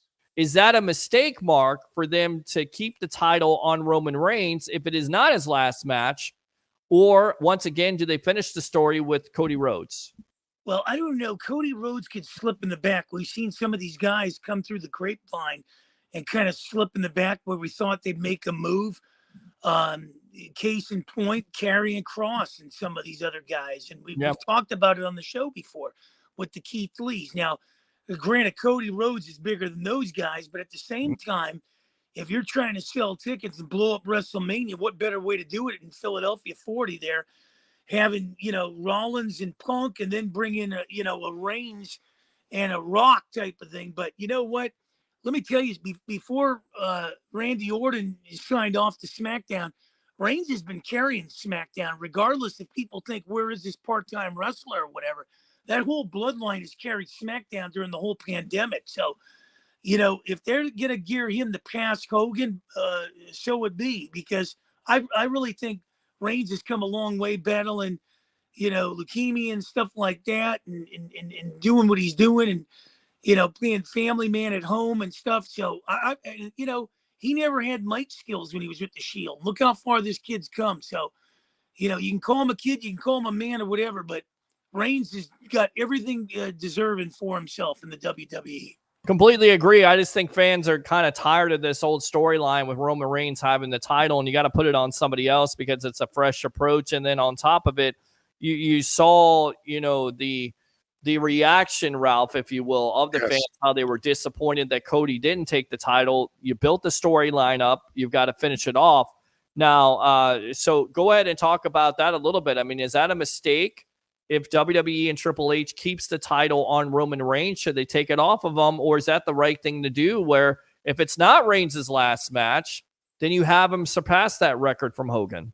Well, I think it's going to be his last match, bottom line. Wow. Because he's got too much. He wants to go and act with his cousin, The Rock. He has some acting skills. I want to see him go because I'm getting tired of it. And let me say this. I would respect Roman Reigns a little more with what he was doing if he would have done it more instead of being a part-time wrestler, okay, and playing games, holding up the title, not showing up for months, and and stuff like that. I would respect him a little more, and I would like him a little more as a fan. But I'm tired of him holding on to that title. He's a part-time wrestler.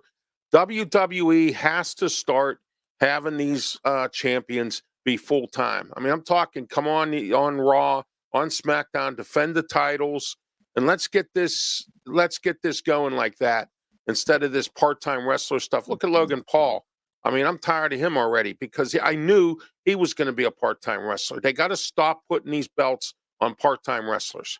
But the reason why they do that with the part-time wrestlers is because they are main attractions. Logan Paul is a social media influencer. Of course, I saw him just at the Jake Paul fight. They were asking his brother a question. I mean, it's what people are interested in. I understand the purity and the whole deal of having a fighting champion all the time. Don't make him a champ.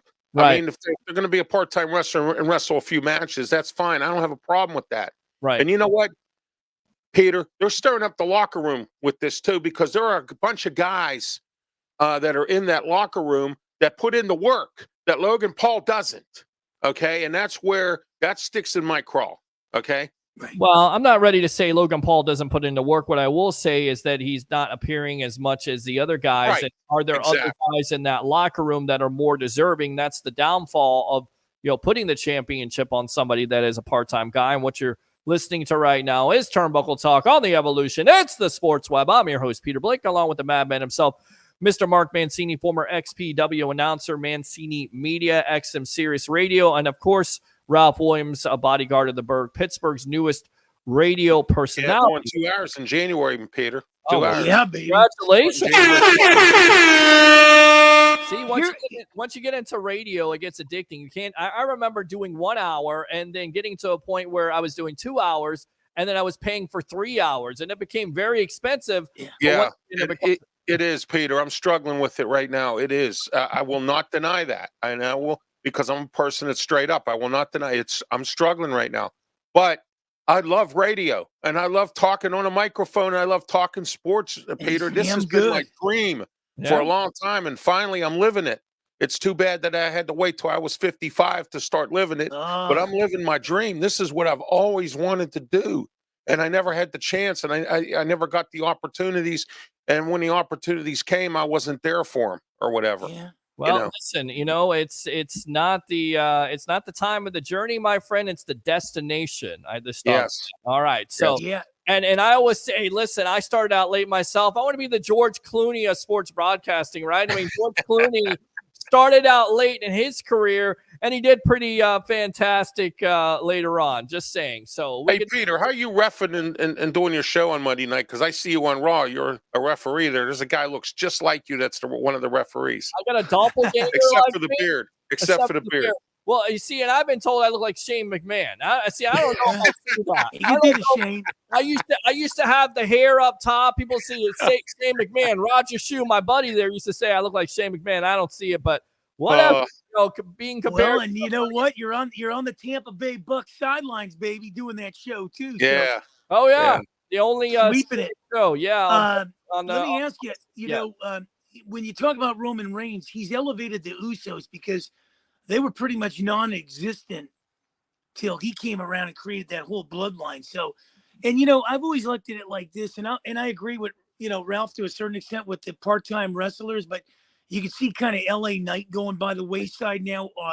Randy Orton came in and he's going to get the push, but you know what? Haters are always going to hate the great people, not the good people, the great people. Mm-hmm. No, you're exactly right about that. And I'll tell you right now, Mark, I think the big time surprise here, Ralph, and you can comment on this the other night, AJ Styles comes back. Yes. Oh, yeah. And he turns on LA Knight. And I'm looking forward to seeing this match because they do have some previous history together there with Impact now being called once again TNA. What do we think of LA Knight and that push with AJ Styles? I think that'd be a hell of a wrestling match, don't you? Yeah. Let me talk to you. Let me talk to you. Yeah. That's right. I think it's going to be a great match. That's going to be another great match. And Triple H, like you said earlier, Peter, is doing a great job of putting the right pieces together to make the right matches for the shows. And it's great that he's in charge now. And, Vince is behind the scenes. I don't know what, drinking coffee at the corporate office. I don't know what he's doing. But I do know, he's not involved as much as he once was with this new endeavor thing going on. LA Knight and AJ Styles. You looking forward to seeing that wrestling match, Madman? Absolutely. Well, I think basically, it's a derailment because they don't want to get LA Knight involved with the Randy Orton, Roman Reigns thing. So they're trying to slow LA Knight up. That was the first thing I thought. And the second thing I thought was too many faces right now. You got Randy Orton, you got CM Punk, you got Seth Rollins. You need to balance it out. What way to balance it out with when you got 2-3 guys coming in and 2 of them are faces, you need a heel. And this is where we go now to slow this thing up. This thing's going to be dragged out to WrestleMania 2 with these 2 guys. It's going to be electrifying. Well, it is definitely going to be electrifying. And I don't know who the face is in that whole confrontation between CM Punk and, of course, Seth Rollins. One of these guys is going to have to go heel. I think more Seth, even though he said it's his home I feel like he's going to go heel because the crowd right now is telling you how much they love a CM Punk. Now, speaking of Punk, everybody assumes it's going to be Seth Rollins and CM Punk at WrestleMania. But as the great Lee Corso used to say, not so fast, my friend, because there is a rumor out there that you could see a match, a dream match between Stone Cold Steve Austin and CM Punk. Mark, are you buying this? Yes or no? I might buy the non-alcohol beers because that's what I drink. And he can crash them on every turnbuckle and suck them down. But I think that I think Stone Cold's a little out of shape on this thing. Who knows? I mean, might be a prop thing, but I tell you, the guy to watch out for in this whole scenario here, and I don't really care for him because I don't know if he's the big dummy or what, but Drew McIntyre, he needs to get better mic skills. And when he came out Monday night, I don't know, but he could be setting his sights on Seth too here, so it can get really interesting. Somebody's going to have to be a face to derail him as well as they had to derail LA Knight guys. Well, Ralph, there was talk of Drew, being unhappy with WWE and, his direction of his character. And, of course, he has free agencies coming out there. So a lot of people saying Tony Khan and AEW would be interested in him with Drew. What do you see? Would you buy a pay-per-view, especially WrestleMania in Philadelphia with Stone Cold, which, by the way, has Philadelphia roots there because he was in ECW, of course. Yeah. When he got fired by Eric Bischoff for the injury. Would you like to see CM Punk versus one of the ECW originals and the ringmaster himself, Mr. Stone Cold Steve Austin? No, I like I said, I'm looking at CM Punk versus Seth Rollins for WrestleMania 40. That's what I'm looking at. Okay, because I think they're going to drag that on. But what I'm saying is I think Stone Cold should be there to fight somebody, just not CM Punk, because CM Punk could be used in a different capacity, like against Seth Rollins, maybe, or some big time kind of match, or if Drew is still going to be involved, you might even make that a triple threat match with Drew and CM Punk and Seth Rollins. I mean, there's a lot of scenarios here that we could paint for this. Yeah, and I would rather that happen than waste my time. Well, I love Stone Cold to death. I love him. I made money on his T-shirts when I used to be a T-shirt vendor. I made a lot of money on his T-shirts. So what I'm saying is that I love Stone Cold Steve Austin, but again, and plus his real last name is Williams. So, that's another reason I like him. He might be my cousin. I have to find out. So anyway, I like him, but not for that. Not for that kind of match. I think CM Punk could be used in a different way. Okay. All right. Good stuff. So good question out there. Now, the other rumor is because CM Punk went to WWE, this is how crazy this is. The talk was that AEW had a locked-in TV deal with Warner Brothers Discovery. But once again, going back to what Lee Corso said, not so fast, my friend. In fact, they may be one of the interested buyers of Raw. How detrimental would it be, or how ironic would it be for AEW if they lost CM Punk and then also lost their TV deal because they got rid of Punk? Mark. Yeah, that would be interesting. I mean, hey, I'm living in Los Angeles where Warner Brothers is so in depth, and they're trying to buy Paramount, who's about 16 million in depth, and it's going to be interesting. So maybe you can build a conglomerate there with those two and tap into each other's estates. But yeah, that would be something if that happened, my friend. That would be really detrimental. It would be detrimental, Ralph, and it would be just you don't have a TV deal. Ask WCW about that. Could you imagine if you had SmackDown on USA Network and you had Raw on TNT, or you had Raw on TBS? I just forget it. It's over with. And then you also have, the what's it called? NWA Power on CW's website, and also CW has SmackDown. NXT. Right. They have NXT. SmackDown is USA still. SmackDown is USA. Fox has nobody. So Warner Brothers Discovery having Raw, that basically that's the death blow to AEW. If you don't have a TV deal, you have nothing, right, Ralph? Absolutely. Look, Tony Khan's trying to get a TV deal for ROH. CW turned him down. Okay. All right. He needs to put that on a network, and it's not happening. AEW loses this TV deal. They're done. They're already kind of in a 50-50 shamble. They're in a hole, as they always have been, because Tony Khan spends his family's money like it's water, and he has it to spend, and his family lets him do it. Okay. Real soon here, I think his family's going to start cracking down here a little bit, because they got to spend money to fix the stadium for the Jacksonville Jaguars. So that's coming up. Okay. So with that, or a new stadium or whatever, Tony Khan's going to have limited funds now for AEW. And I think AEW is trying, but I don't think it's nice to have AEW as well there as a prominent competition to the WWE, but they're losing fans. They're losing money. They had a recent Dynamite or something in one city. I forget which one it was. They only had 2,000 tickets sold, and they had to block off the entire upper bowl. And all the folks that had tickets for the upper bowl were given tickets to come to the lower bowl so that it would work on TV. Yeah, it seems like they're losing money, and I don't think that. I think the product is good. I just think I like the product myself. It's a different product. I like it. I do. If they lose MJF, Peter, they're done, because his contract's up at the end of the year, and they haven't renegotiated. There is talk that he re-signed already, and he's just but that's a rumor right now as a storyline. Yeah. Mark. Well, and I think Khan has deep pockets. I mean, you look at Artie Moreno out here switching gears. He could have probably gave Otani all that money, but he figured, you know what, I'm not going to drop it on one guy. Right. There's 24 other guys on the team here. And, maybe you can start deferring. Otani deferred some of the money where the Dodgers can go out there and spend. I mean, look at the NFL now, and I don't want to knock it, but 30 people showed up in Carolina to see the Falcons and Panthers, and we got third-string quarterbacks. I mean, come on, man. What kind of product are we putting on the NFL fields that people are buying? Well, it has not been good this year. That's definitely one thing. It's all been mediocre, Peter. All of it. I mean, we had an Amazon driver quarterback the Chargers last Thursday.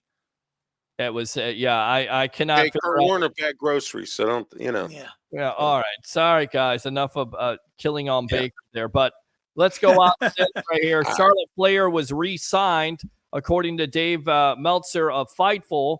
And in fact, this happened before Dominic and Rey Mysterio and TKO approved this. In fact, this is one of the largest contracts in wrestling history for a woman's wrestler, which is tremendous, of course, for Charlotte Flair. Your thoughts on this, Mark?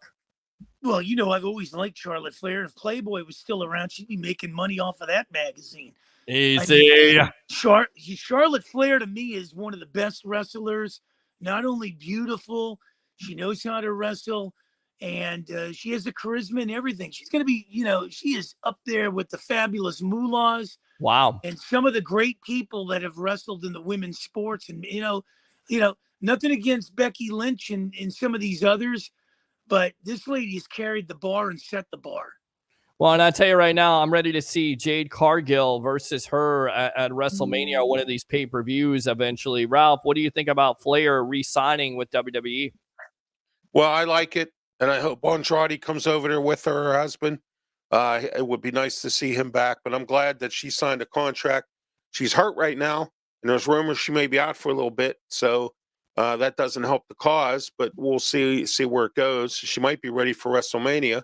I know she has some kind of knee injury. I heard 9 months. I heard 9 months, and I'm going to look it up right now with Charlotte Flair, but I heard something along the lines of 9 months. Maybe I'm wrong about that. Because I want the Rey Mysterio contract, Peter. This guy's 50 years old, and he's hurt now. Who knows when he's coming back? He's supposed to be working in commentary. I don't even know why they even signed him again. I mean, or maybe they signed him to a Legends contract where he only wrestles once in a blue moon. I heard he was going to be commentating until his leg gets better, if he even comes back from that. There's a lot of medical people out there saying he's not coming back, like Big E. Right. I mean, Well, not only that, how about Liv Morgan? What happened to her? Yeah. Well, that's the other thing here. She actually got arrested last Thursday for marijuana possession in Florida, but it was for a vape pen, and there's talk that it wasn't even her vape pen. It was somebody else's. She hasn't received any heat from the locker room or from WWE in general. But you look at the mugshot. I mean, she's even in the mugshot with her, she's tremendous. She's completely tremendous. And she's a good story. She's worked her way up with her wrestling skills. So you don't want to see that. Yeah, she's good. She's worked her way up. She's about 3'7", right? I don't know how tall. She's very, yes. And the recovery time is correct. It is 9 months for Charlotte Flair, because here's the thing, and I'm going to go back full screen because I'm just reading this off of here right now. Torn ACL, MCL, meniscus, and neck sprain. And this happened December 8th, in 9 months until September of 2024. So for me, even with her signing the contract, because she's going to be a lifetime wrestler for them, you know that, and I think eventually her husband will join her in WWE, because I would love him to come back with AEW, and I think Triple H will know how to. This is where somebody has to step up, and I think this is where Jade Cargill might be, in line, and that's how because they've already had a face off. Now she's out with injury. Now somebody has to step up in her place. Don't forget too, Peter and Mark. CM Punk's gonna, when contracts run out of AEW, I heard a bunch of his friends are coming over. You could see AEW lose a half dozen to a dozen wrestlers because he had friends there. I know Ricky Starks says he's going. FTR said they're coming back because of him. Yep. So if he brings them over, I don't know what AEW is going to do after that. Well, they're going to lose. They're going to have to build young talent, and you're exactly right. And it started out with Cody. Once Cody came over, then CM Punk follows, and who knows? Maybe MJF follows. He's obviously going to be the big free agent coming out. Marshall is coming over. Yep, there you go. And All right. What do you do with some of the guys you got rid of, like the Lacey Evans and some of those guys? Do you bring them back eventually? I don't know. Lacey Evans is going to Impact, I think. Yeah, I think so. I think you're right. And there's another free agent out there, and we'll end it on this because, Mark, I know you got to get out of here. You got to get your grandkids, so we'll rush along here. But Mercedes Moné, of course. Mercedes Moné. Is she going to re-sign with WWE, or do you think she goes to Impact? Why or why not, Mark? I think she goes, to Impact. I think the women's in the WWE is there's just so many new people coming in there. Yeah. I can't see her sticking around and being, 1 out of 40 of these women there. There's just so many of them. Yeah. And, with Asuka coming back and her team there, and, Bailey eventually is going to go face, that's going to be a whole different thing going against the Damage Control. So I see Mercedes Moné going Impact. Or TNA, what they're calling it now. Ralph, TNA or WWE for Mercedes Moné, a.k.a. Sasha Banks? I think she's going to WWE because the reason I say this is she has some friends there, and I believe that she'll go to the WWE because I think she'll have better opportunity. I mean, Impact's nice. Look at what Jimmy Uso's wife is doing there. So she's doing well. She's still the champ, I believe. Yeah. And by her being the champ there, she's actually had some others who have left because they can't defeat her. So, I mean, I think the WWE might be her best option, but I think Impact would be her option too, because I think she could be the queen there. I really believe that. I mean, there's really nothing there other than Deonna Purrazzo, I believe he also Jimmy Uso's wife. And you know what? You bring up an interesting point with Naomi, because she couldn't. I'm sorry. She couldn't pull anything in the WWE, what she's doing right now in Impact. Yeah, no, you're absolutely correct. And also what you heard tonight is that she's looking for Charlotte Flair type of money. So I'm not sure WWE is going to be able to pay that. All right, guys. Mickie James is coming back to the WWE because her husband Nick Aldis is there. I heard she's coming back. Wow. So, I'll tell you right now, between it's going to start getting overcrowded, and that's not going to work. Between now and in WrestleMania, I can see Nick Aldis down in the trunks. Something's going to.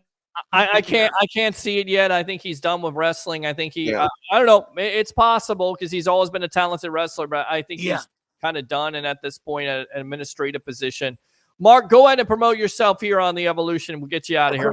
XM 203, Series 217, WWDB in Philadelphia, across all these great shows. Wrestle Talk Across the Country podcast, Ralph Williams. This great show in Tampa on Wednesdays. I just love you dearly. I want to wish everybody a Merry Christmas and a Happy New Year. I love the audience. Keep up the great work. Every time I watch the Bucs now, Blake, I think of you, man. I appreciate it, man. I really appreciate the support, and keep on watching. Mark Mancini, former I love you, brother. Announcer. Love you too, brother. Merry Christmas. Merry Christmas. All right, there you go. Ralph Williams, go ahead and promote yourself. Find me on Facebook, YouTube. I have my own YouTube channel, LinkedIn, and I also have my own radio show on Beaver County Radio. This Tuesday, it's going to be an epic episode. I have the return of Vinny Riccici, who used to once be on one of our sports channels here in Pittsburgh. He makes his return to talk about the Seattle Seahawks. Nice. All right. Good stuff there, Ralph Williams. Appreciate the time here on the Evolution. Thanks, all Peter. right? Have a great one. Merry Christmas. Happy New Year to you. Yep. Merry Christmas. Happy New Year. We'll be here before the new year. Thanks a lot to all our guests. Of course, the legend himself, Mr. Leo Haggerty, former Coach Scout and now media member of Night Sports Productions. Of course, Jessica Heather with Cool Vibes, Grub and Pub, or Pub and Grub, doing some great things there. We'll be there on Saturday afternoon, so be watching for that. Of course, the other Jessica and, Mark Mancini and Ralph Williams talking wrestling here. Like and subscribe to the Sports Web on YouTube. Give to YouTube Super Chats, also Facebook stars. Friend me on Facebook at Peter H. Blake, like I Love St. Pete, Bucs Life, all the great platforms out there. And do three things. You know them, you love them, you got to have them. Once again, tune in to the Evolution after Bucs versus the Jacksonville Jaguars live on Raymond James Stadium's field. We'll get your post-game edition, get all your comments, and, of course, your phone calls. Bring your passion. Bring your excitement. Just don't bring any nonsense. I'm your host, Peter Blake, your Rolex reporter. What time is it? It's my time. And for fans of the Sports Web and the Tampa Bay sports fan, it's your time. Have a good night, and we'll see you on the Evolution of Sports Talk Television live from Raymond James Stadium for Bucs versus the Jaguars on Christmas Eve. Ho, ho, ho!